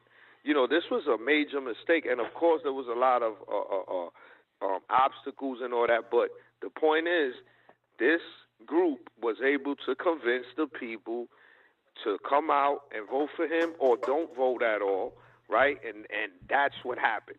And so here we are. They have to come with a better strategy and say, okay, look, they're self-destructing. How do we use that as a way to get back in power, but overwhelmingly win, right? So we could get those bills done. And also, we have enough numbers to prosecute his ass if they need to. You know what I'm saying? Exactly. So I mean, I hear y'all, but I just don't see it happening. I really don't. I'm optimistic. Because this motherfucker, really he's sitting in office with 34 fucking felonies. What the fuck? I mean, Yeah, but we didn't. Democrats didn't do their home. Look, we always knew there was going to be there half of this country or a nice chunk of it is into that shit. They're racist. They're criminals. They're criminals of convenience. So I could commit a crime, and then I tell you no. If you commit a crime, then we're gonna prosecute you. But when I do a crime, I want them to let me go because of my color and my status. So that's the contradiction. But that group does exist, and they went out and voted, and the Democrats and the people that are righteous and all that shit, there's a portion that went out and did their duty. But there was a portion that didn't. It's bigger than that though. Like it's bigger than that. So like, and I'm gonna get you on call. Hold on for a second. It's bigger than that. Like Elisa was just talking about the South Africans, right? Any other time in history, if any motherfucker would have said, "I'm going to remove brown people because they migrants, but I'm going to import white people, and they are also migrants," the media would have lost their fucking mind, yelling out racism and how unfair that is, and why the fuck are you allowing white people to have such privileges as people of color can't have? Listen, but he blatantly stood on stage, and his press secretary and his attorney general said, we're importing white people to the country and deporting people of color. That is fucking racism, and ain't nobody elevating it to the status that it needs to be. Nobody is doing it. Yes, they have. Yes, they have. People out here elevating it. They talking about it. Well, I mean like on the national, I mean, where's the pushback at? I mean, nobody pushing back. What can you push back? The only thing you could do is make a comment and say that's not right. If he's in power and he feels empowered, that he could do so much because there's nothing stopping him because he's the one in power. Okay, when they so take that away, what you say? What can they do? Barack Obama wore 10 motherfucking suit, and the media lost their fucking goddamn mind. Joe Biden stumbled on stage, and the media lost their damn mind. Even people was calling in here about Joe Biden's little fucking mishaps or whatever the fuck, and they was like, he got to go and all this kind of bullshit. So what I'm trying to tell you is the urgency has not been elevated about that one scenario like we've been talking about before. You talking about the media. You talking about the media. Yeah, the media and the propaganda and whatever the fuck needs to be, whatever needs to be said that say that shit is wrong, that shit is racist, that shit ain't out there like that. I know it's wrong. I've seen some people talk about it. I've seen them say, but I think that also the media, because they want access to him, because they also helped him get into office. I don't care whether they was the right or left wing. They contributed. For the last couple of years, we've been watching him on TV. CNN done turned into Trump TV in the sense of everything was political. We used to watch world news on CNN that's happening. Things are happening around the world that would keep, and they turn like that. MSNBC, certain turn like that. That's the problem that I'm talking about. Right. So, I mean, it's up to the people. I would just say this. The only thing that's going to change that is people getting in office once it's time to go in there. And the Democrats and the people that do the campaigning, they got to go hard. They got to spend the money where they need to. They need to be in places. They got to show the work that they're doing. And number one thing, convince those people to come out and vote for them. That's it. Because you can tell them stories in the world. The main thing is convincing them to say, after you said all that shit, is that they're going to go out and literally go vote for you. Well, they got a heavy lift, and I don't see them doing it because like we noticed when the exit polls came out, and we kind of estimated that around 10 million motherfuckers didn't vote, so they got a heavy lift to get those people. The people on the Trump side, I don't know if they're gonna switch sides or not. I don't know, and I don't got no confidence. A lot of them already have switched sides, Tyrone. Not to make a difference in the election. I don't believe. We don't. But see, Tyrone, you can't say that. How many people got unemployed with this shit? In the last couple of months, you can't say that. People. Exactly. You can't say it don't make a difference, Tyrone. Because we don't have an election going on right now. No, we don't. We don't have an election going on. I don't see these motherfuckers. I just don't. I do. I do see them. I see a lot of people affected by this shit. Well, no, I see people complaining. I see people complaining about Trump that used to be his supporter and all that kind of stuff, but I don't think it's enough. You know, in other words, but Tara, you don't know if it's enough because we don't have an election going on. We have elections going on right now. But where you do see is paying off is in these hard red states that's having these special elections and they elected mayors and city council people. The Republicans are losing. Yeah, and I even see the pushback at their town halls, but that ain't convincing to me either. I don't. There's no elections for you to be say that it's not working. We don't know that yet. But are you right? I don't know it now. It's working. I don't know it now, but at the same time, I don't think that it's going to pay off in the future because they're white, Elisa. This is what I was talking about earlier. White people stick together. No matter if they in a burning goddamn building and they set it on fire. Not themselves. all of them. Not all of them. These motherfuckers, they sticking together. A lot of white people got fired. Not all of them. They're not gonna be loving the situation when they gotta scramble to how they're gonna pay their bills.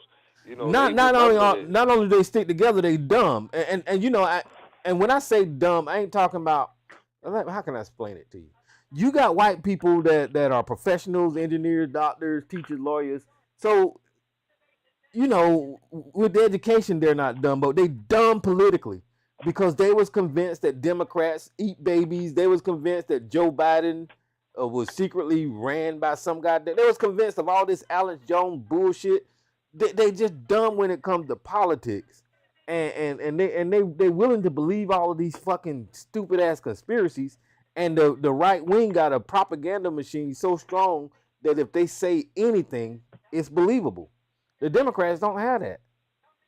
Yeah, but some of our people been fooled by that shit too. Some of our people been fooled by that same shit, and they not white. The thing is, I would say this: all white people ain't to say. I never generalize anybody. What I say, you could say a large group of them might be racist or this or that, but there is a portion that is fighting back, and they don't like this shit, all right? And you got to remember, too, a lot of people got mixed people in their family, and they not with the bullshit. You know, they feel offended personally if you know, of course you got some don't care, but you have a portion of people out there that do care, and they're married to black people, and they're mixed and all that other shit, and guess what? They're not with the shit. And there's white people that's just married to white people, and they don't like that shit. Those people need to get their ass out. The ones that didn't go and vote and thought everything was going to be sweet and dandy and all right, this will pass. No, you're going to have to get your ass up. Just like some of our people that thought like, yeah, whatever, I won't be affected. Or fuck it, let it burn. Now they're like, oh shit, hell no. People lost jobs. I know it was going to be all that. People are scrambling right now. There's people literally, this is real life shit. People are lost their jobs. They might have unemployment, but for 6 months, a year, something like that.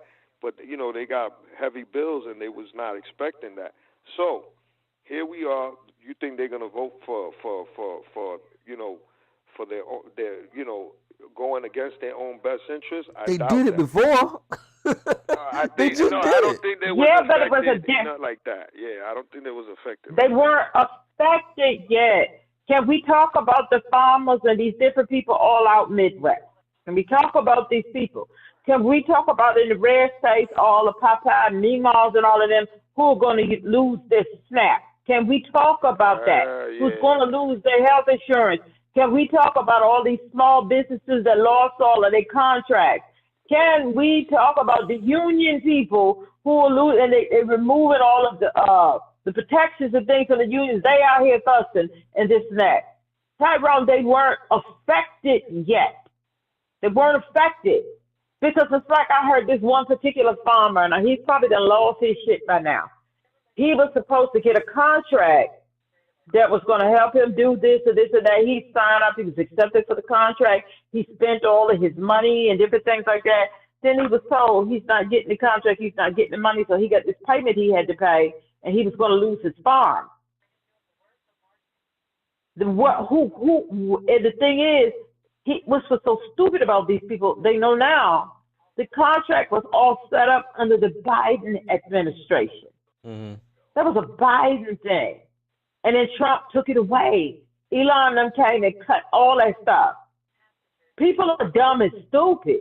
But when you start taking food and they're about to be losing their homes, and the people from the unions is this and that, and stuff, and they were not experiencing, they were sitting up, they got caught up in the propaganda, they got caught up in it, and now that they see. So we can't go by how they acted before with how they're going to act when it comes time to the midterms. We can't go by that. A lot of people have been screwed. And once that big bill goes through, a lot more are going to get screwed. And let's not talk about the tariffs that are still there. Mm-hmm. Everybody's going to have to pay even more. And they're going to see that's going to hurt them wallets and the food. And your SNAP is cut in the red states, where more people in the red states is getting SNAP and Medicaid. And like they saying, the things that's going on with the healthcare system, some of these places, like it was one particular white senator who they followed her to her elevator and was like, you voted for that bill when you said you wasn't going to vote for that bill. And your state got 4 hospitals, and 2 of them are already saying they're going to have to close because they're not going to get federal money. People were not feeling that when Trump was running and lying. It's going to be a different story when it comes time to vote in the next go round. That's what I'm saying. We can't say we don't see evidence of it. They were not going through what they're going through now and what they're going to go through by the time the midterms come along. You in a state and they're going to shut down 2 of your hospitals. You in a bad state. Oh, and let's don't forget, FEMA has been gutted. And look at these states and stuff, the governors and different people like that. Josh Hawley and them is begging them to send Trump, they can send some FEMA money to help the people. They're not going to send any FEMA money. Them people is out of luck. And we haven't even gotten to hurricane season. And with the whole thing, all that stuff, with these storms and things are much worse than they used to be. Way in North Carolina, Georgia, and these places that was hit with them floods, and those storms and stuff that we just went through before the election, they ain't finished cleaning that stuff up. And FEMA and Chief basically told them, the state of Georgia and North Carolina, y'all on your own. We're not sending you no more money. So Tyrone, these people didn't experience that. I am convinced, and I want to be clear about this, I am convinced that those people are that stupid. And that's just me. That's just me. Even though things are terrible for them, and you say that they haven't seen it yet, and you're right, but damn it, they seen enough to know that this motherfucker's an idiot, and he shouldn't be. There's plenty of them that's gonna be like that. I'd rather sleep outside on the log so long as I can be hateful. You can't do nothing with that. But for those like that white dude that's losing his farm, he's over them no more. Well, see, I seen the video of the farmer that you're talking about, but I seen another video, and what was this dude? He had alfalfa that he was sending to China, and China put those tariffs on, and that dude voted for Trump, but he continued to support Trump even though he had to fucking close his damn farm, and I was like, what the fuck is wrong with this dude? So you can't do nothing with them. You can't do nothing with them. I mean, China didn't want his shit no more, and he was losing damn income, and he was like, well, the tariff is going to eventually work out. You know, we got to feel the pain first. I was like, what the hell is wrong with you? That shit is... And all farmers who were growing money for USDA to send food over to these other countries, and Elon went in and butchered that thing all up. If they let the food ride, and they canceled all them contracts with all them people because we ain't doing this no more. Mm-hmm. And now they're trying to scramble and figure out what to do. They weren't experiencing that when they were sitting back listening to the propaganda. They weren't experiencing any of that. So that's what I'm saying. Yeah, they stupid. I agree with you. Plenty of people in our community is dumb, and then they got quiet when Trump started cutting everything and coming after our community. A lot of the black MAGAs got real quiet. They still real quiet. They real quiet because they don't know what to say. And like Big J was saying, okay, the first thing you take like your Tariq Nasheed. What did he do? Because he know the people is mad. I see the people be over there tearing his ass up on Facebook and on IG about pushing these people and all this Kamala talk. And then when the governor in Maryland, I got something. He's a tether. And then head straight back to that. All them people took checks to do what they did. They took checks. They took money. And we got all the dumb people in our community too, but I'm not here to run our community in the ground. But we do. We got a lot of dumb people in our community, the same as they got in theirs. Well, the truth is the truth. I mean, shit. And if we need to be called out also. So screw them. We do. I don't know what to do about the black MAGAs. I'm sorry. The black MAGAs is worse than the white ones because I get the white ones. He gave them permission to be racist. I don't know what y'all over there doing with that. Well, that's self-hate. But they get crook. It's self-hate, but they quiet. They a lot of things. One of them who was a big mouth, who I know was, and I was surprised that he was such a black MAGA. I haven't seen him in months. He has been quiet for months now. And everybody's weird such and such that been quiet for months. Because a lot of people are self-hate. They hate themselves. They hate. And when they know people are going to be, but what about? And they don't intend to answer anything. They wait till something happens, like the governor of Maryland, for good reason, vetoed that bill. Oh, tethers. Then they come back out with that mess. And then when the Trump administration get to cutting and screwing over black people, they get quiet. And then somebody do little something, then they jump on that. We got a lot of dumb people in our community, and it is the truth is the truth. We do. We got a lot of dumb people in our community. Oh, yeah, without a doubt. Let me see. Well, Mama's boy, I got your line open, but let me check this line here. Who's this caller? Big J here again. What's up, Big J? Yeah, we're going. I'm waiting for Mama's boy. Hey, what's up, Mama's boy? Peace, family. Hello, everybody. What's that? Hey, Mama's boy. Hello. The voter that didn't vote either. We're not talking about that part. I just wanted to make sure I threw that in there. Listen, I'm sort of in line with Tyrone. And please hear me out, everyone. I mean, we hear the three jabronis that come over here vote against their interest and celebrate it. And, so it is in my lifetime, I've witnessed broke ass motherfuckers still voting for the Republican Party, knowing that they're gonna get screwed. But it's something about sticking it to your face, putting it in your face, that they get this revelry from. They'll be in the food line with you, but they'll tell you, at least I ain't a nigga. So I do feel what Tyrone is saying. But I think if the people that didn't vote, the 6 million people that didn't vote in the 2024 election at all, if they can be motivated, then yeah, Republicans don't stand a fucking chance in the midterms. Well, that's the heavy lifting the Democrats got to do, man. So hopefully they put a machine out there and get those people to the polls, Now, Big J, before you go, let me check this line that I just opened. Who's this line I just opened? Whose line is this right here? Okay. Well. Oh, what's up, Big OC? Hold on. Let Big J go, and then you can go right after him. What's up, Big J? Okay, I'm gonna say something. It's time to break up Google. It's time to break up these social media companies, because they know, okay, everything that they say, like I'm going to reiterate this again. Tariq Nasheed, not Boy Swat Line. I can't stand boys. But anyway, all these niggas who doing all this FBA, AWS nonsense. Actually, that's hate speech, because you go around calling people tedders. Yeah, that's hate speech.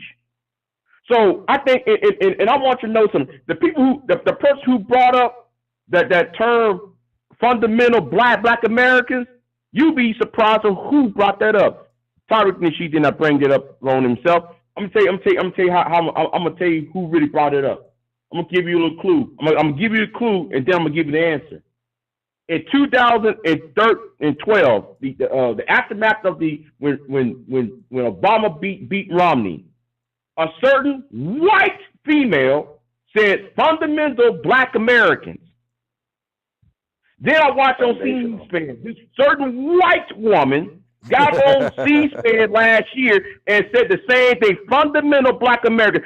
Niggas need to start paying attention of who's saying it. And that was that white bitch Ann Coulter. Oh yeah. Ann Coulter created that term, fundamental black Americans. Well, the black people here are fundamental, and we don't care about the immigrants. Foundational. The foundational. They're foundational. Black people here are foundational. Y'all don't see niggas don't know who is starting all these terms, and Tyreek went ahead, he want to play the whole pro-black card, and then at the same time, she's over there buttering his buttermilk biscuits. Y'all don't sit there and follow the money. Y'all don't follow the money. Everybody's being grifted. It's a major grift. Yeah. And I don't know why people don't. I don't see why people they don't do their due diligence and actually research like that time. I told people watch what Candace Owens and Just Pearly Things doing. Watch those two women doing. Follow the money. Hang around with Nick Fuentes, and then you bring in City Ali, Muammar City Ali from the Black Manosphere. Then you got Anton. Y'all got to follow the money. They won't. This is an effort to promote fascism. Now, Sarge said something in the chat room. Sarge says this. Check all those driving black Democrat-led cities are for proof. Well, let me tell you, Sarge. There is one city that just had a white female Republican lost her election. Do you know the city of Omaha, Nebraska? Omaha, Nebraska is less safe than Chicago. But those are Republican-led cities. See, Sarge won't talk about Omaha, Nebraska. There's no the black population is less than 5%. You don't see Sarge talk about Republican-led cities. You don't see Sarge talk about Fresno, California.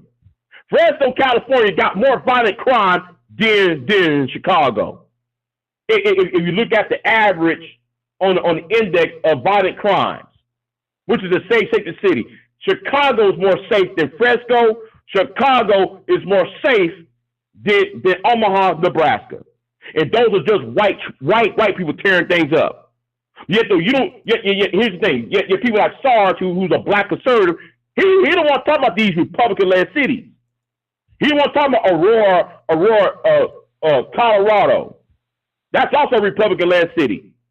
Guess what? You got the shootings. White people doing all this X, Y, and Z, but nobody's talking. Nobody gonna bring up the two-parent household in white America. They always want to talk about the baby mama drama in the black neighborhood. See, it's these talking points that have been allowed to be unchallenged, and they need to be challenged. And Nebraska finally Tuesday elected a black man to lead Nebraska. The first ever black man of Omaha, Nebraska. Anyway, I'm done. All right. Big OC, what's happening, man? Chilling, man. Chilling. What's up, y'all? Real quick, I just want to ask Big J, hey, what did you type in to find out Ann Coulter came up with Foundation of Black America? It was on C-SPAN. I tell you what, I'll email Tyrone one day, and I'll let y'all see it. because it was on C-SPAN. Because she was over there talking all that cash shit, and then she's talking about foundational. You know, Mexicans are not foundational. Black people are foundational. That's where the term came from. You said tether was hate speech. Why is that? Yes, it is. Yes, it is. Yeah, it is hate. It became a hate speech. It's to identify Caribbeans and continental Africans, and telling that continental Africans you less than. You telling Caribbeans that you less than. Now, having said that, I'm not here to kiss those. I'm not Pan-African. I'm not here to kiss the Africans' asses. But at the same time, I know what that term tether is supposed to be something to denigrate and malign people who come from who's not in America's soil. Now, are they just tethers just because they came over here like that, or do they get called a tether? Because you said it's hate speech. Is it based on how these particular people may be acting? Well, like they call it got so bad though that everybody's called a tether. Everybody's called it. So it could be a British black person or a Canadian black person. It could be any black person. Even here in America, you got somebody who might be half Haitian or have somebody who's from Trinidad who got a Trinidadian daddy or something. They would be called tether. They expanded that definition on anybody else and try hate on that person. Okay, I just wanted to get some clarity on it. Right. Appreciate it. Mm-hmm. Hey, Donald Trump gonna get that jet. He gonna get everything he's trying to get. So fuck what y'all talking about. Well, they already said that he can have it. His budget gonna pass. He gonna get everything he wants. He gonna put out another coin, and motherfuckers from all these other countries still gonna kick in, and ain't nobody gonna do shit. Well, let me talk about that coin. Well, about not the coin, but the plane, right? I don't know, man, if you pay attention to a guy named Middle Nation, and I'm listening to what he was saying, and then I'm looking at the headline. This is more about being global than about being within American politics, because I think that the Arab nations bribed Trump to stab Bibi Netanyahu in the back, because soon after he went to Riyadh, Bibi Netanyahu went 180 and started giving the Palestinians, food and water, and then he did not want to give the Palestinians food and water. Then though, I figured out that they was talking about they want to take American firms into Syria and to reconstruct Syria. So I think what they're trying to do, they're trying to bribe. What I'm seeing is a series of bribes being made, and that airplane is one of them, right? They're trying to bribe Trump, and also because they're also bribing the British and the Germans, because the British and Germans are doing the same thing. They're stabbing Bibi Netanyahu in the back. They trying to get him out of here, short of, in a non-violent way. They're trying to make sure that the Israelis force Netanyahu out of office in the war. That's what I think is going on with the airplane, with all the firms. The American firms want to go into Syria. The rebuild Syria.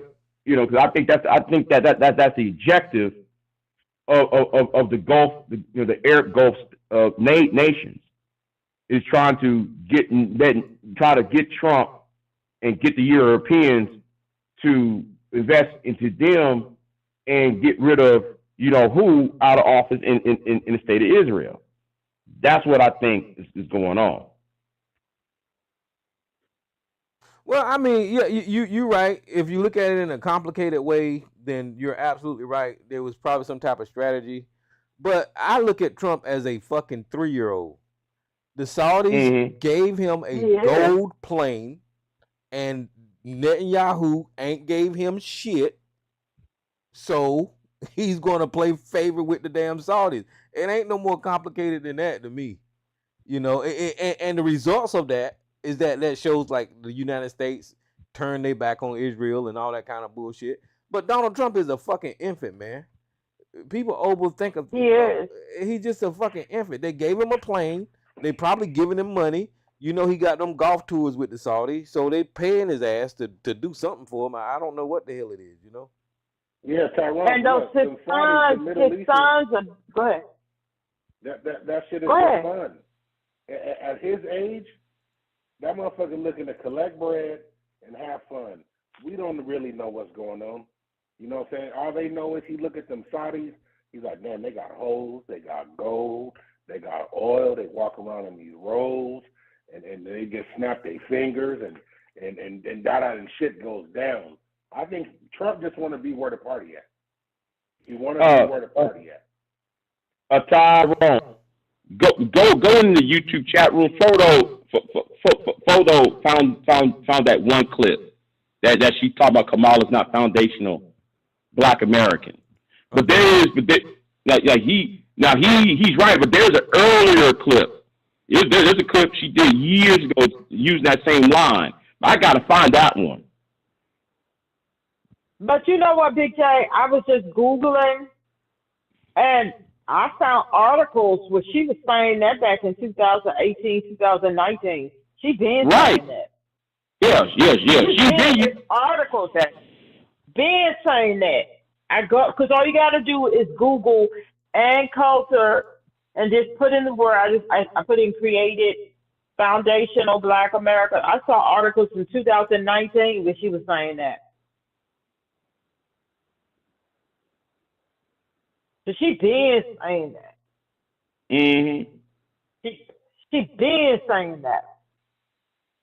But as far as like with the Saudis and over there in the Middle East, y'all know Trump's sons, they got all kind of deals going on over there. Let me see, Trump. Because someone went sons investment and resort investments in what do you call that? Over in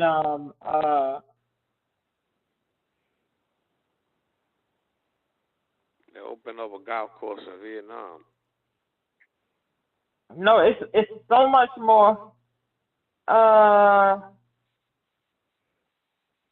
It's so much more than just that. I was surprised to hear all the stuff they over there doing. His sons can do all of that because while he is because the Trump organization, Real Estate Adventures in Arab countries include partnerships with projects for Trump Towers, golf resorts in Saudi Arabia, in Qatar, and the UAE, and Oman. Cryptocurrency sector, Trump's sons launched a World Liberty Financial WLF created USD1 stablecoin, notably a state-backed investment company in Dubai. Chose the USD1 to back $2 billion investment in Beyond, and the ventures have drawn scrutiny. They over there setting up all kind of stuff over there. They are going to town and they are able to do it, making all these moves, investing all this stuff, this money and stuff in these Arab countries. It's pathetic. And I know, like, the Midas touch ran it down. I will always Google everything I hear, even from them. And they ran down a list. And I was like, all these Arab countries, they over there. Who and them billionaires and them Arabs, them sheiks and stuff over there. They got all this Bitcoin stuff going on with them over there, and all these golf courses and things like that. They are trying to make money, like some of these Richie Rich. People, billions, not rich, rich, wealthy people, billions and billions, they over there doing it. His sons on his behalf. So that's why that whole trip was over there to discuss and talk about all that investment and stuff. Not nothing, because the stuff he talking about, he got them to invest $2 trillion. 2 trillion. The countries that he was talking about, the GDP is one of them is what, like 400 billion. How can they invest $1.5 trillion in the United States? And people sitting up here listening to this stuff. When those countries, they GDP, that don't mean that the sheiks and all of them people don't have billions. The country doesn't. I mean, the country has billions, and they have billions. How can those countries invest? I think in one particular country, Qatar. How can they invest $2 trillion into the United States? And I think they do. Let me get it straight, because I don't like to say the wrong thing. Let me Google it right now, because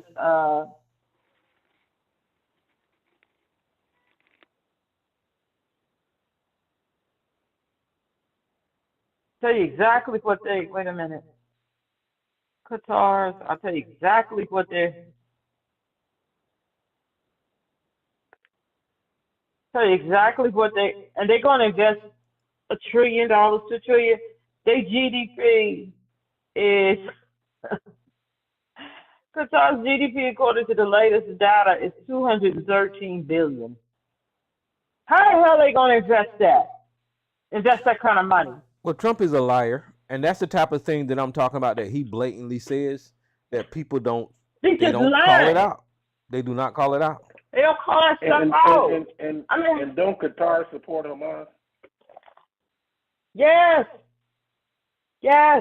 they do. Well, there's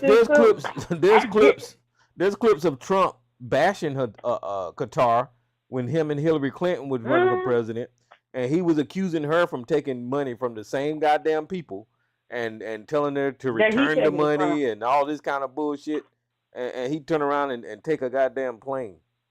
But like I said, Trump is a third grader. He's mentally a child. And I think, even though people try to complicate this with foreign, like foreign maneuvers with different companies and international, I don't think that Trump even give a fuck about none of that, He doesn't care about Tehran. They put something shiny. They shine it for him. And he's like, he doesn't even care that the prince, the king, or whoever the hell that is over there, don't even want the thing anymore.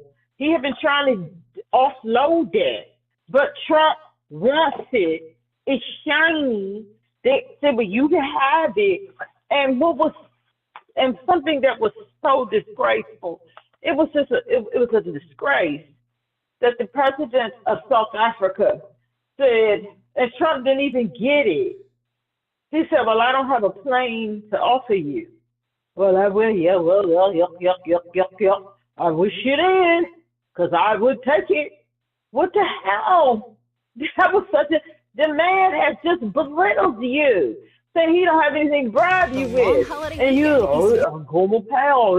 I wish you did. I would take it. That would be nice. And that's Tyrone. That's when I was like, America's over. Saw that. What? And then people putting all in the right, they putting out all this propaganda that Bill Clinton took some type of helicopter and Barack Obama took and none of that stuff is true. Because they know how bad that looks. And Trump too stupid to say, well, if it were me and I was being grabbed and doing all these things over there, I would take the cash and have them do it through one of them Bitcoin things they got going on. One of them crypto things. Take the money through that, and then buy my own plane. I wouldn't do it like that because it makes you look like it makes you look a child. They just dangle something pretty in front of you, in your something shiny, and then I want that plane really bad. And you do whatever you do, just take the money underhanded through the crypto and get your own plane, buy your own brand new one. Well, when it's all over, done with. He doing it the right way because he know like I was saying earlier, there's going to be no cost. There's going to be no pushback to him because he's a white man, and they can get away with No, whatever. he is gonna have. There's gonna be cost for stuff, certain things, Tyrone. There's That's not going to be no why cost. Listen to me. He has already planned. Listen, that's supposed to be Air Force One. Ain't no president in the history of America ever walked out of the White House taking Air Force One with them, right? So he has already planned. It's not gonna be. He has already It was planned. never going to be Air Force One because they said they're but- probably not going to be able to get it together Right, before he but leave office. I'm He just wants saying- that for himself. I'm just saying what they were saying. He has already planned for it to be Air Force One as long as he was in office, and then after he leave out of office to put it in his presidential library. Now that means that it was never the fucking government's. It was always Donald Trump's plane. And I'm not a genius, but shit, why the fuck ain't the media saying that this ain't right? I mean, come on. I know they're calling it out. I know they're calling it out. I know they're reporting on it, but this should be with headlines. President Trump commits crimes. That should be flashing all over the goddamn. I think that it's probably on digital newspapers. You know, we don't see the headlines. Or the president of the United States gets bribed from Saudi Arabia. I think some bullshit. Like I mean, come on. They out there. No, they are Tyrone. On MSNBC been railing on him they've been railing on him every night. Lawrence O'Donnell and them, they rail on him every night. Well, they've been fussed about this thing, and Lawrence O'Donnell has to apologize because he's been saying for weeks, they're not going to take it. It's not going to happen. It's not going to happen. Well, they took possession of it. They've been railing on him for weeks now about this bribe. They've been railing on him. MSNBC on their nightly news shows. Man, they've been going hard on Trump. You know what I'm saying, you must not have been watching. I don't watch him. You right. You know what the issue with that is? Trump then took the opposing TV people and put them in the White House. Mm-hmm. So as Lawrence O'Donnell and Rachel Maddow then be talking shit, he got Janine Pirro, Pete Hegseth, all these other talking heads up in his cabinet that know how to hit people with that same propaganda. But they doing it in goddamn in front of the Senate. Right. You see how Marco Rubio was up there acting all fucking indignant? Mm-hmm. He got people up there that, hey, I got good TV people, so it's yours against mine. And I'm going to let mine act ignorant as fuck. When you banging that gavel, they just don't keep on fucking talking. And the Republican leader up there, if there's a Republican leader, they're going to just let you keep fucking talking. Say whatever the fuck you want. Yep. So it's a battle of propaganda, but Trump got his people running shit. So as they're out there doing this news shit on this show and that show, they whatever they running, that shit is just slowly burning the fuck down. And that's what I said before. They winning the TV war though. They winning the TV battle. This is what I said before, that until things change with the powers and positions, they're gonna be doing what they're gonna do. But until that change, again, Democrats better be doing their shit right now. You see a difference. Well, I see them. I see them. They're gonna get spanked. They're gonna get spanked. I see them crossing bridges and burning it behind them. They're making it hard for the Democrats to do any damn thing. And I don't know. It looked like, because this project 2025, I skimmed over it whenever it first came up, and people here, they read some of it and all that kind of stuff. But that is what is taking place. And the project 2025 is a takeover of this damn country by the religious right and some fucking extreme goddamn politicians. That's what the hell is going on. And when they putting these systems in place by getting rid of the Department of Education and doing all this fucking shit, this shit is meant to be long lasting. This tariff shit, yeah, Donald Trump is the face of it, but that shit is supposed to be is meant to be long lasting. We supposed to feel the effects of that for a long time, so people can suffer, and then they're gonna turn to the people who's in power to look for goddamn solutions. I don't know. I see a strategy going on here that's gonna last a long goddamn time, and then look at all of the damn Republicans that has fell in line. All of these people that's supposed to have common sense, all of these lawyers, all of these politicians, all of these people that are educated that has now fell in line with Donald Trump. Look at the Jeff Bezos, the Mark Zuckerbergs, all of these people, the TV executives, all of these people are falling in line. And this shit is supposed to be long lasting. Now, I know, I still got some hope.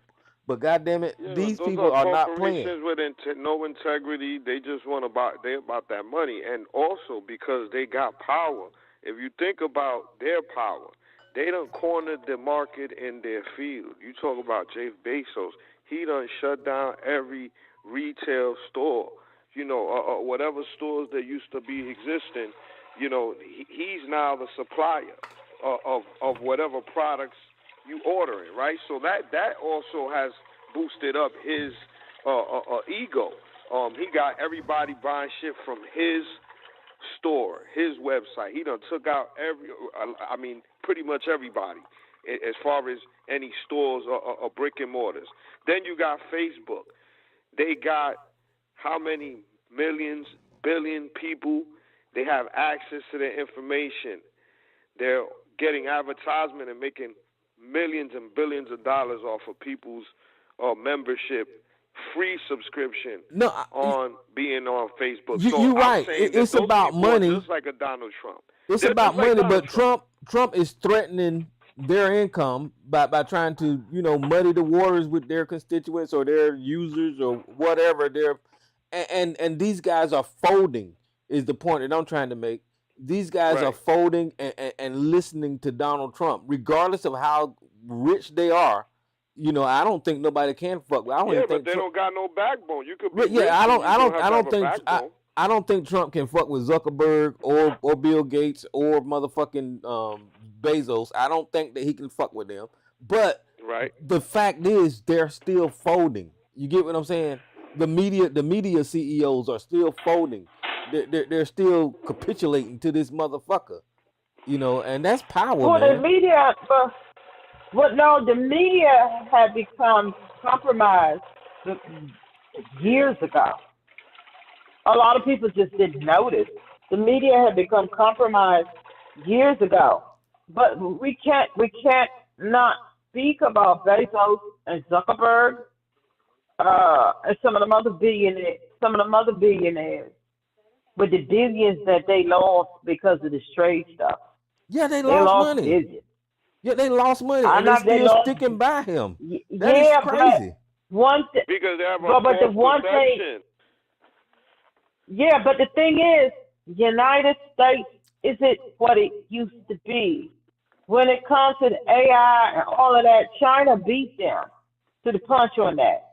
Oh yeah, Japan and China is fucking the United States up when it comes to technology. Beat them to and Japan has a lot of notes here in America. Well, America has borrowed a lot of money from them. If people understand how government works, that's what they do. Countries borrow money to pay back on their debt instead of using their own money. That's the thing. And they borrow. China is the number one Japan. It's the number one note holder. China owns a lot too. And as far as manufacturing, which is not coming back to the United States, China took the scrap for decades. That's why they are where they are. Yeah, China said, fuck the United States of America. So back when America was running everything, America ain't running everything anymore. And we haven't been for a long time. So the atmosphere of, well, we just going to do this, we just going to do that. You have adversaries now that's just as big as you. Yeah. So it's not going to, the things that they're trying to do, Tyrone, they're not going to be able to do all of that because America is not top dog anymore. We haven't been for a while. And that's another point to prove that Sergeant M is stupid, because Donald Trump put those tariffs in place to threaten China and make China bend to the United States will. China said, fuck the United States of America, and Donald Trump was the one that pulled back on the goddamn tariffs. So I want to hear what the fuck Sarge got to say after he came on here, promoted them goddamn tariffs, and the motherfuckers ain't working at all. And then before I get to this unknown caller, I'm gonna play this clip Big J wanted me to play for Big OC. So hold on. Well, I write about this a little bit in my book, Mugged, about racial demagoguery, and also in Adios America about immigration. And that is, the important point he should have made is that the entire purpose of affirmative action, set-asides, civil rights laws that limit constitutional rights to freedom of contract, freedom of association, all of that was to make up for the legacy of slavery and Jim Crow. So unless these benefits are going to, roughly defined, foundational Black Americans, the descendants of American slaves, you've taken away the whole purpose of this. And that is exactly what's happened once we got this huge load of immigrants. Now, a Thai who arrived on Wednesday will get an advantage applying to college, applying to corporations, over a heterosexual white male in particular. That's the biggest hate group, but any white American. And all of the civil rights laws have been, and affirmative action and so on, have been twisted into just anti-white hatred and open, egregious discrimination. So to make the point that Kamala isn't a foundational Black American. I'm always pointing out to Black people, hey, have you noticed Indians are getting all the good diversity jobs? What did we do to Indians? We didn't enslave them. I mean, most of these immigrants coming in, 90% of legal immigrants are from the third world. And mostly we've just run around saving them from earthquakes and tornadoes and coups and starvation.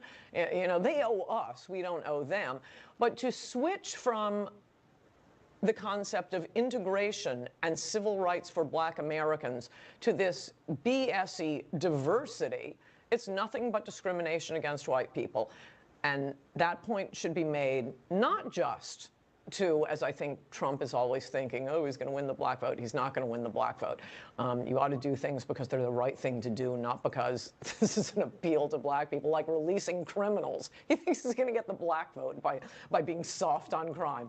Anyway, not only to point out to Black Americans that their history is being stolen by immigrants, but to remind white Americans that this whole diversity thing is just discrimination against them. You still want to vote for the Democrats? All right, so yeah, she used the term twice in that audio, and then it was said, I believe Elisa said that that terminology was used by Ann Coulter earlier on. So it is possible that Tariq Nasheed probably heard something that he liked and started, programming Black people to repeat that shit. Who's this unknown caller? Yeah, hey, what's going on, Trevor? What's up, Joe? Hey, hold on. I heard ADOS in there, too. What you mean you heard ADOS? She said ADOS. Yeah, that was a recent video. And Coulter been using foundational Black Americans back in 2018, long time ago. Okay. Well, okay. Well, Joe, before you go, what is your point, Big OC, with asking the question about where it come from? No, I just want to know what Big J was looking at to find that nugget, information. Oh, okay. Uh-huh. What's up, Jill? Hey, I just chimed in. I was listening to your conversation. Look, about Jeff Bezos and those guys.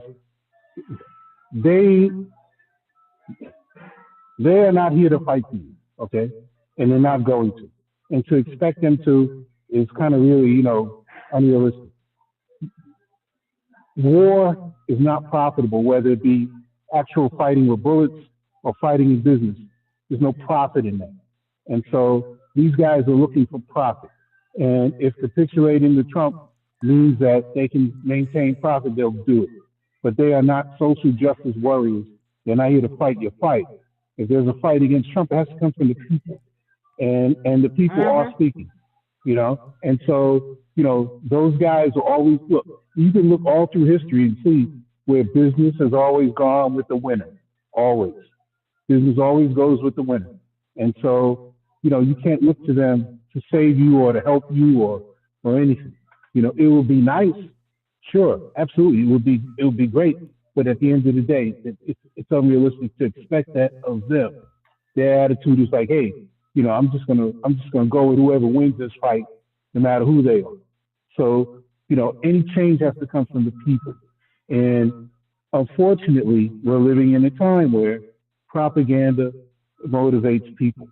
Now we're fast heading into a time where people's stomachs and wallets are going to motivate them, especially with this bill that gets passed. But right now, propaganda is motivating people. But when people are hungry and when people can't afford their shelters, no amount of propaganda can overcome that. And I think the Republicans are going to find that out fairly quickly, especially when they start, cutting Medicaid benefits for the poorest of people. So I'm just saying, though, when you look at these guys, Jeff Bezos and the Facebook dude and all that, just understand that, their goal is to make money, in good times and bad. They're not here to be your saviors. And so, any saving has to come from us. It's a republic, and that's what it's about. So, Yeah, but it wasn't from the perspective of them saving us, right? What I was trying to point out is the power that has been amassed by Donald Trump's regime, and so much so he's putting fear into billionaires. I know that they can't.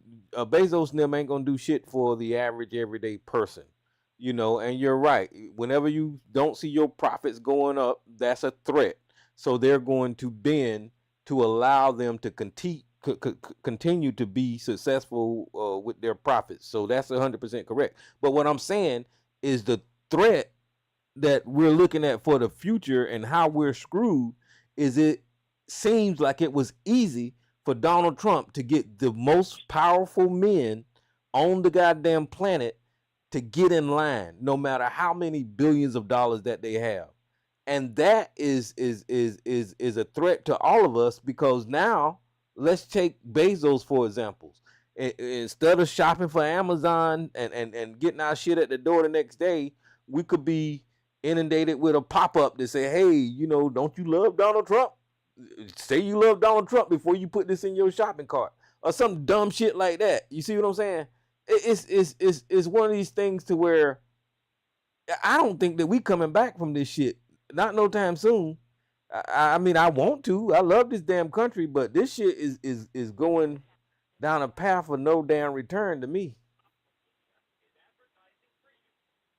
well, it's not fear though, Tyrone. Like I said, business throughout history. I mean, you can pick any era and look at whenever there's a regime or government change, business is going along with the winner. Why? Because there's more profit in going along with the winner than it is to try and stand against it. So it's not fear, man. It's money, And so there's going to always be a few brave businessmen and businesses that will stand up, always, and that's admirable for them. And good, it's good that there are those who won't bend the knee and capitulate, because the profit is less important than what's right or morally right or wrong. But at the end of the day, man, don't think that these guys are scared. They have enough money to go anywhere in the world and set up shop tomorrow, and be functioning just fine. And so there's no fear there so much as it's just easy to go along and get on. But there Why is am I going to fear. spend my resources? There is Yeah. fear. There is fear from them, and their fear of, like you said, them not making any money. But those are just two examples. But you can move over to the media CEOs or the media ownership and Disney and all of them, and they don't have this model to where they got a product that they selling, right? But they selling they selling they producing media, and they need advertisement to function, and they need an audience to listen, right? So those people seem like they should have been on the other side of this conversation to where they was truth tellers, right? But they saying fuck the goddamn truth. Let me goddamn wall in this damn propaganda to support Donald Trump, and not report so hard on him or whatever the fuck their narrative is. And that is more frightening than Bezos and Zuckerberg, because whenever this propaganda comes out through the media, no matter what form it is, whether it's them firing Joy Reid, or them getting rid of Don Lemon, or them or CBS capitulating to this damn bogus ass lawsuit about Harris. Whenever you see the media doing shit like that, then now you convincing millions of fucking people that, hey, they might be some legitimacy to what Donald Trump is saying. You see what I'm saying? So I think what it is, Tyrone, these Meta, and these motherfuckers like that, they are afraid. They're afraid Trump's going to break them up. Well, that's another point, because now you got this merger that's supposed to be happening that with CBS and some goddamn body else, that they there's not going to happen. Well, they say it's not going to happen because Donald Trump is the president. And then that could be used for fear too. So you're right. So I don't know, man. It's just we living in some weird motherfucking times right now. And I hate that when I got fucking damn near 60 years old, this shit is going on. I'm 58, y'all. But this is fucked up, And the country is fucked up because rent is so goddamn high. And usually Congress or somebody, you will hear Elizabeth Warren or Bernie Sanders or one of them congressmen talking to the housing market, telling them to lower costs and all this kind of bullshit. Now, this is what it used to be like. In the Keith Olbermann days, you would hear him come on there complaining about how the fucking housing market is shitting people. But none of that shit is having an effect right now, because the rent is fucking going up, up, up. And people are paying more for goddamn rent than people are paying for mortgages. And nobody is doing anything about it. So that ain't nothing but the rich getting richer again. It is crazy. I don't know. I just don't see this country, turning around, going back the other way. Yeah, but the rent's always been an issue here. So that's New York. It's that's New York. How about this? Check this out. Just yesterday, I saw a person who was renting rooms in a house. It was a 4-bedroom house, and each room now was going for $1,600 a month with a shared kitchen and bathroom. See, that shit should be fucking illegal. It should be. That's crazy. That is bad shit. That is crazy. See, when I first got to Myrtle Beach, rent was like $500, $600, $700, $800, right? And you can get a pretty good goddamn place for that amount. But now that shit is $1,600, $1,800. I'm like, what the fuck? How are these people gonna live? If you don't even make that much down here. It's ridiculous. I don't know how they can pay that I don't know how people can pay that in South Carolina. That's now, what that rent type is, of though. rent, what you talking about, Tyrone, that's what it is. The rent has always been an issue here, too. It's just been high. People have been paying $1,500, $1,600 a month for a hole in the wall here years ago. So, I mean, it's pathetic now. So, I don't know how people in the Carolinas can pay that. If there's something wrong, if there's rent for $1,700 to $1,800 in South Carolina, something is not going on right. Something is wrong if rent is that in South Carolina. I agree with you. And I'm not exaggerating. That's normal. No, I believe you. Because it's double that here and it's like quadruple that in New York. So I hear you. I don't know how the people in the Carolinas can afford to pay that. I can tell you how they afford to pay it. They pay it by not following the American model of living, meaning that what you see is like immigrant families will set up shop. There'll be one family to a room, everybody paying into the cost of the house to own the house. Or you see multi-generational, a multi-generational situations where you have sometimes a great grandmother, grandmother, mother, father, and on and on and on. But the idea of having just a nuclear family like ABC, tends to promote, and having a place of your own, that's gone. We're changing into what we consider the third world and how we're living.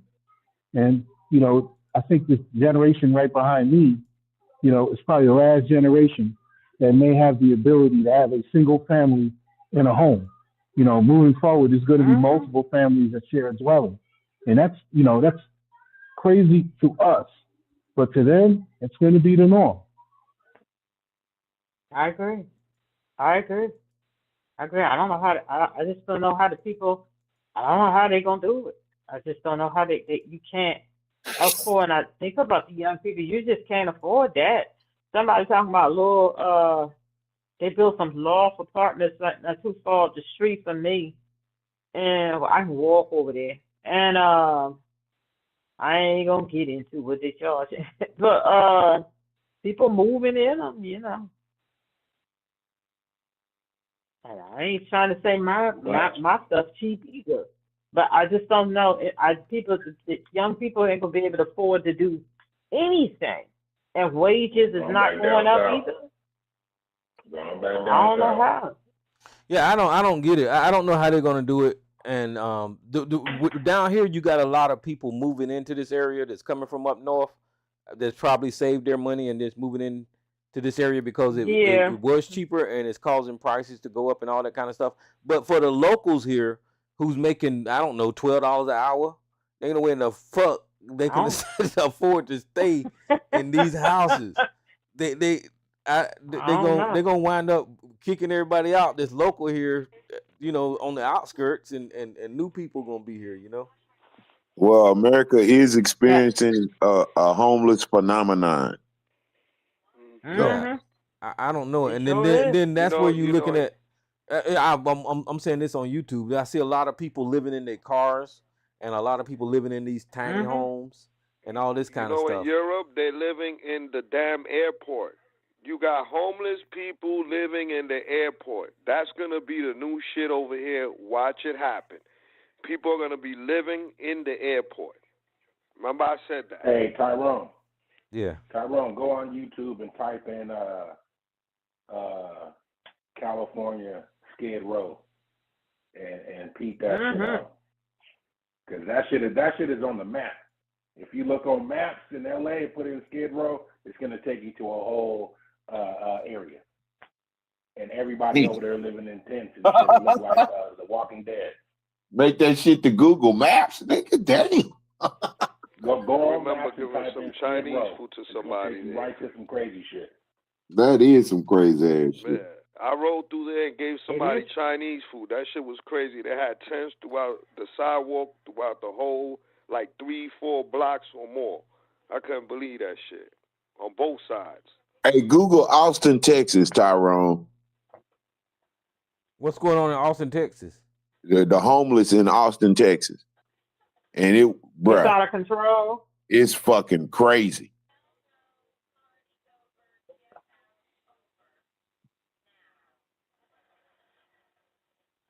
It's terrible. Yeah, it's crazy. It's out of hand. It is crazy. Yeah. I don't know how any change has to come from the people. It does. Yeah, any change has to come from the people rising up and saying we're not going to take this. And so, the key to all of this is organizing, and New York is pretty good about that, but it's got to spread to other areas, and it's got to spread to other parts of the country that don't know or have never really been good about organizing. And so I got to feel rural America is getting their learning right now.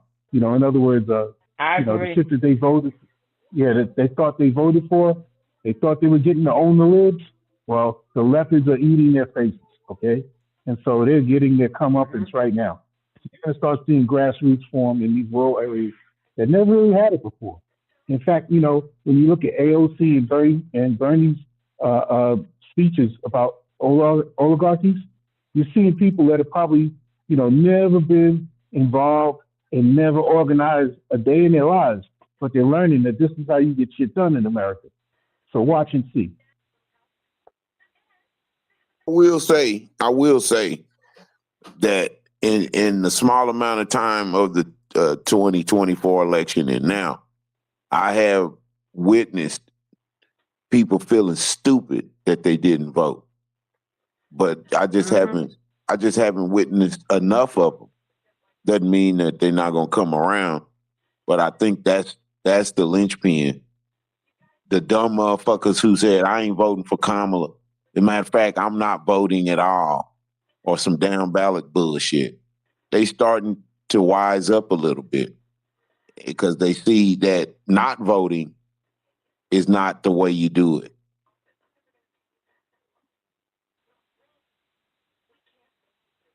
I don't know, but that's why I had followed ADOS in the beginning, because they was trying to give people, that's what they education and how the government works, and that basically the federal government, people tell y'all all of that, all this stuff that they want to.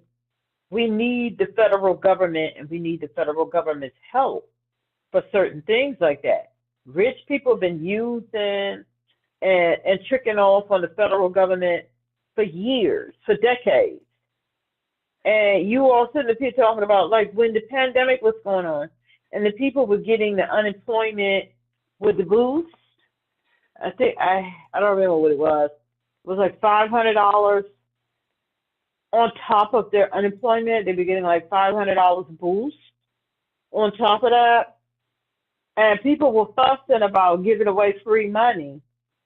Look at how all the richest of the rich people been sucking off the government for so long, and you're upset that people are getting a little boost from the federal government because COVID, so they can pay their bills because COVID was going on. And it's like, that was just crazy to me that everyday people, I wasn't getting it, but everyday people who wasn't getting it was upset that other people were getting it. And I was telling this one person, I said, this is stupid. You're so stupid for this. Rich people have been getting all these millions and billions and stuff from the government and these corporations. Walmart uses so much government help, and most of the employees is getting subsidy and things like that, worth billions a year. And you're upset because somebody who got laid off from their job, and whatever the unemployment is, say whatever, say like $200-300 for unemployment. I don't know what, each state is different, depending upon the state that you live in. And then they were putting a $500 boost on top of that, and you're upset about that, but you're not upset about rich people sucking off the government for decades and becoming wealthier and wealthier. You sound stupid. You're just stupid. Well, that's because they've been programmed to think that way. They've been programmed to think that it's okay for rich people to do what they do, and then the other thing they demonize. You know, and it just makes no sense to me. Because see, y'all need to get all these damn tents off this damn street out here. What y'all got going on out there in California? Hey, you looking at it, Tyrone? Yeah, I'm doing a Google Map I'm walkthrough. looking at it. Hey, Tyrone, Skid Row is famous. That shit's been there for decades. Where did the people use the bathroom at? Down there. down there. You apparently have been on the subway in California. Those people, a lot of them people came from other places because it's warm in California. So if you're going to be on the street, they made their way out to California to live on the street. That's basically what happened. All of those people weren't Californians. Those people came from different states because they were homeless to live on the street. Because if I was going to be living on the street, I would go there. I would go a warm climate too. Yeah, Austin is turning into the little brother of that too. Well, they got a Skid Row down there. What it is too, y'all, in the hood. When you think about the neighborhoods, you think were the hood, right? You hear about California, Compton, Watts, South Central, all these different places now. just like everywhere else, the rent's going up. It's going up there even faster because all that land is getting gentrified now. Think about if anybody ever flew into LAX, right? All around there used to be terrible around there, but now they done built a bunch of Used to be hotels. seedy as hell. But hell yeah, a bunch of restaurants, hotels, all these new stadiums. They got 3 new stadiums 3 miles from LAX. So all that shit around there is going to change. In Inglewood, you talking about places where it's gangs and shit. A 3-bedroom gonna run you 850,000, and you talking there's bars on your windows. You know what I'm saying? So the rents have gone up there, and people just can't afford to live in LA no more. So they done took it, to these different corner pockets on the street. There's Skid Row is Skid Row, but then there's other communities where people are living outside that look more organized, but it's whole families down there. Well, see People come out of there and go to school. They come out and go to work. They got cars, but they just can't afford. They can't afford it. $4,000. They can't afford to pay the rent. Yeah, see, that's another example. Is that I'm pretty sure years ago people were concerned about homeless Americans, right? But now it's done gotten to the point to where nobody gives a fuck about it. Nobody cares about homeless people. And when I say nobody, I mean you don't hardly hear it in the damn political speech. The news ain't covering it like they should.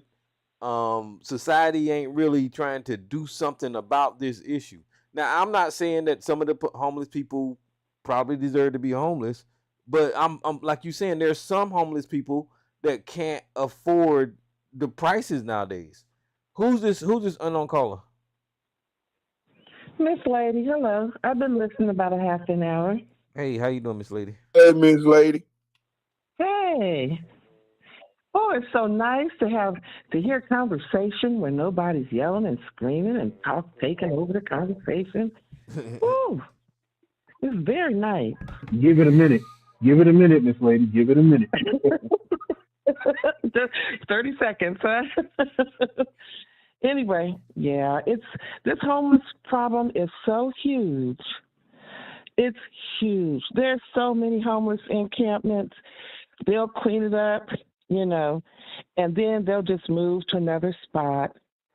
They'll be there for a while. Then the city will get out there and get rid of all that stuff, and they'll give them heads up, plenty of time, to get your belongings, and go wherever you're going to go, and a lot of it has to stay there because they have nowhere to go, and so it's just a never-ending problem. It's so huge. It's going to take so much money, and it would take, the government putting up housing for people.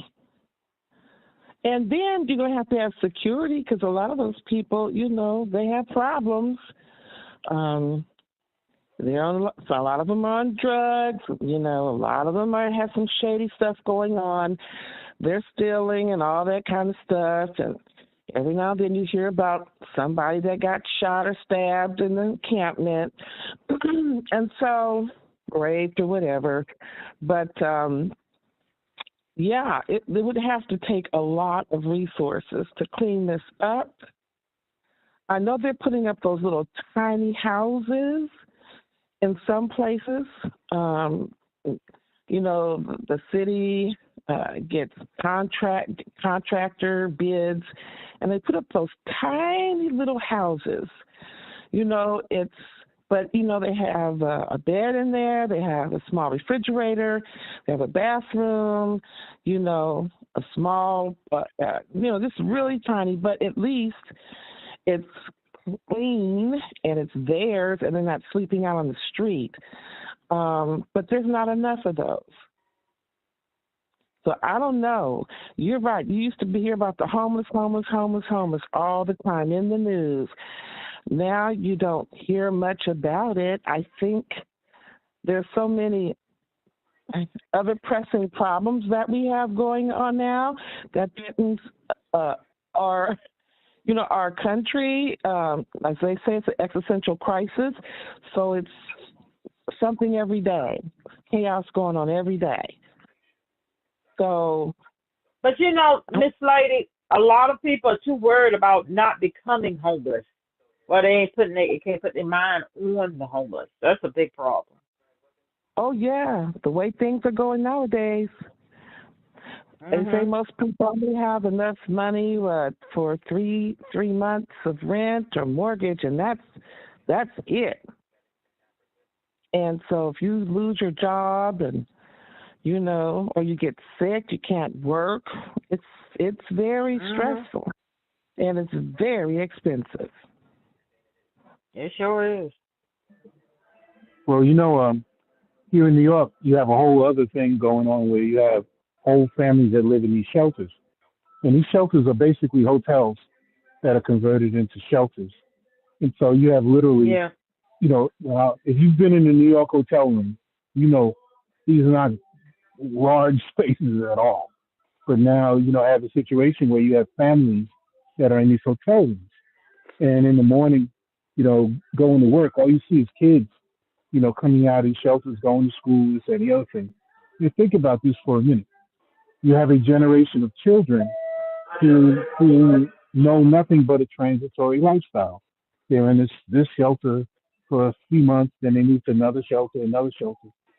How do they form bonds with other kids? You don't, because the kid that you're playing with today may be gone tomorrow. So you have a whole generation of children that don't know the stability of a home and probably won't for the greater majority of their lives. And so what happens? How does that change children? How does that change a child's mindset?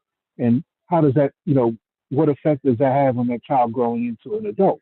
And I got a feeling we're going to find a whole generation that are not are not socialized in the same way that we are that are talking here right now, because the things that we know and the experiences that we may have had as children, they never had. So it's going to be interesting exactly. to see. That's a good point.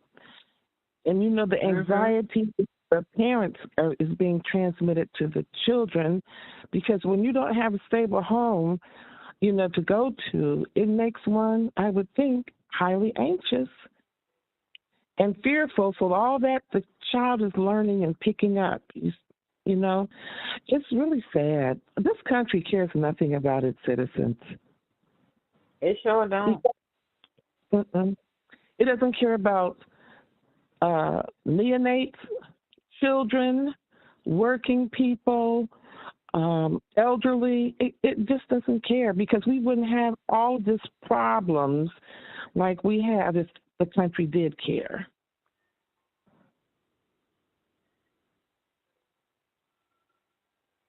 And the little bit that they do give, they're trying to take that, they're trying to get rid of that. I mean, it's just.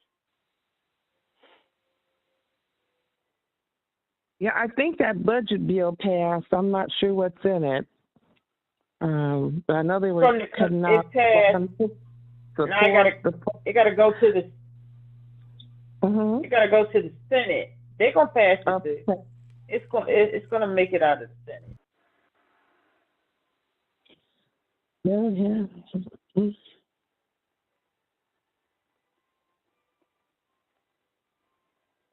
Yeah, I don't understand this Republican insane obsession with tax cuts. I mean, every time they seem to get in power, that's the first thing that they start talking about is tax cuts. You already had Trump tax cuts that were in place. So, I mean, you need more. What about, the needs of the rest of the country? But you spend it, the greater majority of your legislative session arguing about tax cuts. Really? That's the most important thing? Americans aren't asking for that. So, I got a feeling that it's going to sink a lot of folks politically. No ifs, ands, or buts about it. And there'll be a reckoning. And it won't come from the Democrats, it'll come from the people themselves. I agree. Just like Tyrone, these people, when they get a load, I mean, a lot of people are already going through it, but wait till they get a load of what's to come, it's going to be different. I mean, plenty of stupid people, But when you can't get an aspirin, you can't pay your thing, you lose your home, it's all kinds of things. I mean, it can happen to any of us on this phone. I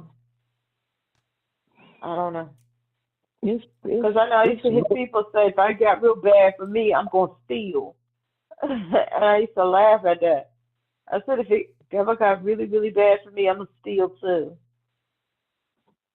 I mean, what are Because people all they supposed did, what are they Yeah. supposed to do? Steal. Oh, but then they'll have all them private prisons waiting on them. Yeah. This is all a setup, I believe. I believe it's part of the plan. Yeah, I agree with you. I agree. That's why I keep saying people that can move up out of here, they saying there's a lot of black people on YouTube saying, move, black people, get up out of there. There's one black woman, she had a son who's about 12. He's a little different, very, very talkative.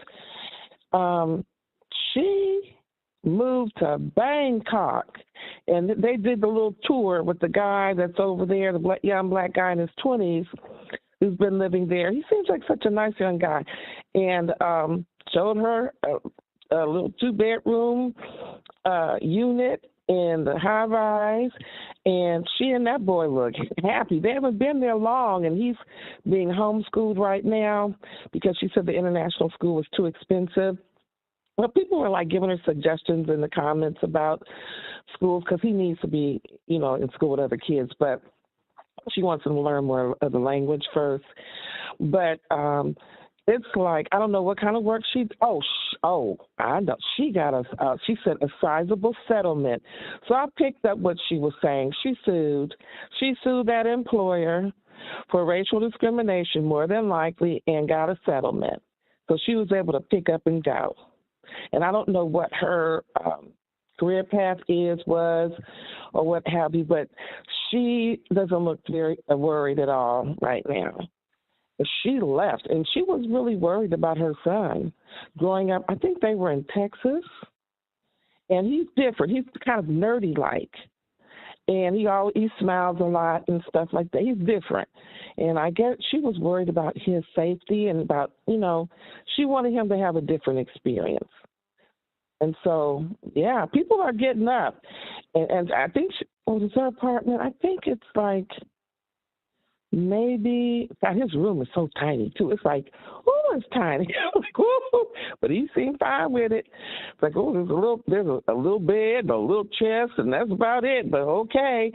Hers is much bigger, but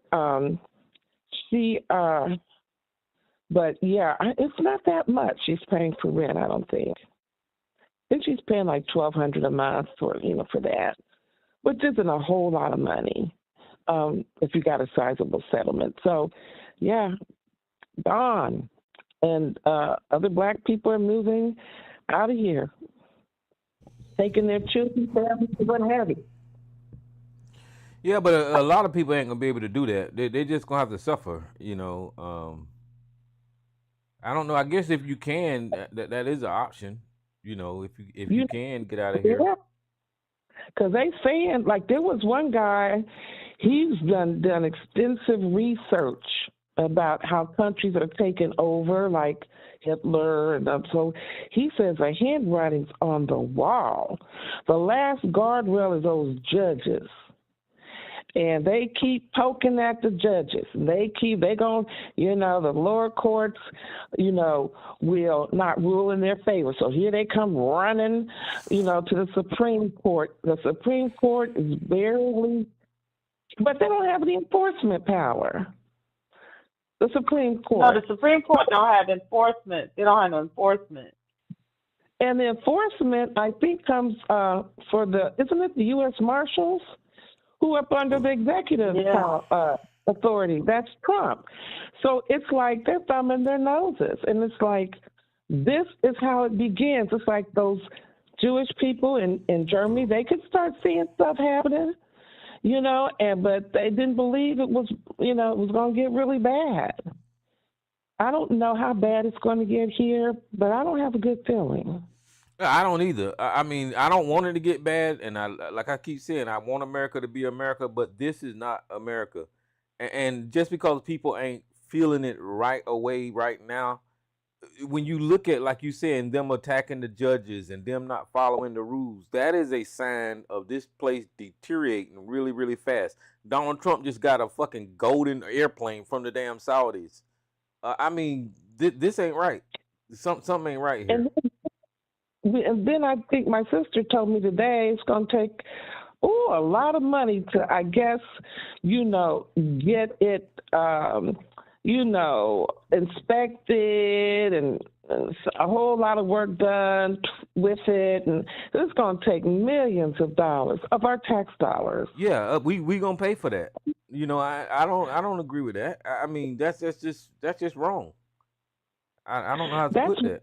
That's what kings do. Kings I think it's gonna be more than a million, because they're gonna have to tear that plane all the way down to the skeleton and rebuild it. Yeah. That might be, the estimates are saying they said maybe about $1 billion in order to get the thing to where it needs to be, because they got to take it apart all the way down to the nuts and bolts. Well, he shouldn't have accepted it then. See, and why are we even talking about this when we've just been talking about homeless people? You got Donald Trump getting a damn golden plane or whatever the fuck it is, and we got people out here suffering, can't pay damn rent, living on the goddamn streets, and then it's possible they're gonna lose their Medicare and Medicaid and all this shit. But people are focused on, yay, the president taking his plane. Fuck that motherfucker. It probably does have little gold up in that plane. Well, that's how the reason I keep saying golden is because they were describing it as gold plated whenever they first started talking about it. So I think it belonged to one of those princes over there, one of those kings or something like that, and he had it all decked out. A king. It was a king. It was a king. But it's his plane that he didn't want anymore. He was trying to unload it. And he had it all decked out with gold or something.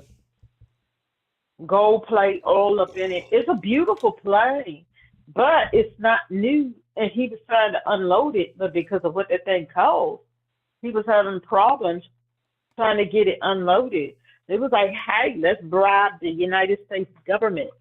Well, yeah, he just Trump wanted. Trump will take. I heard that he wanted anything sharing. I heard the king wanted a newer model, and that plane is older. He already got it, I think. He didn't want that plane. He didn't want it anymore. Yeah.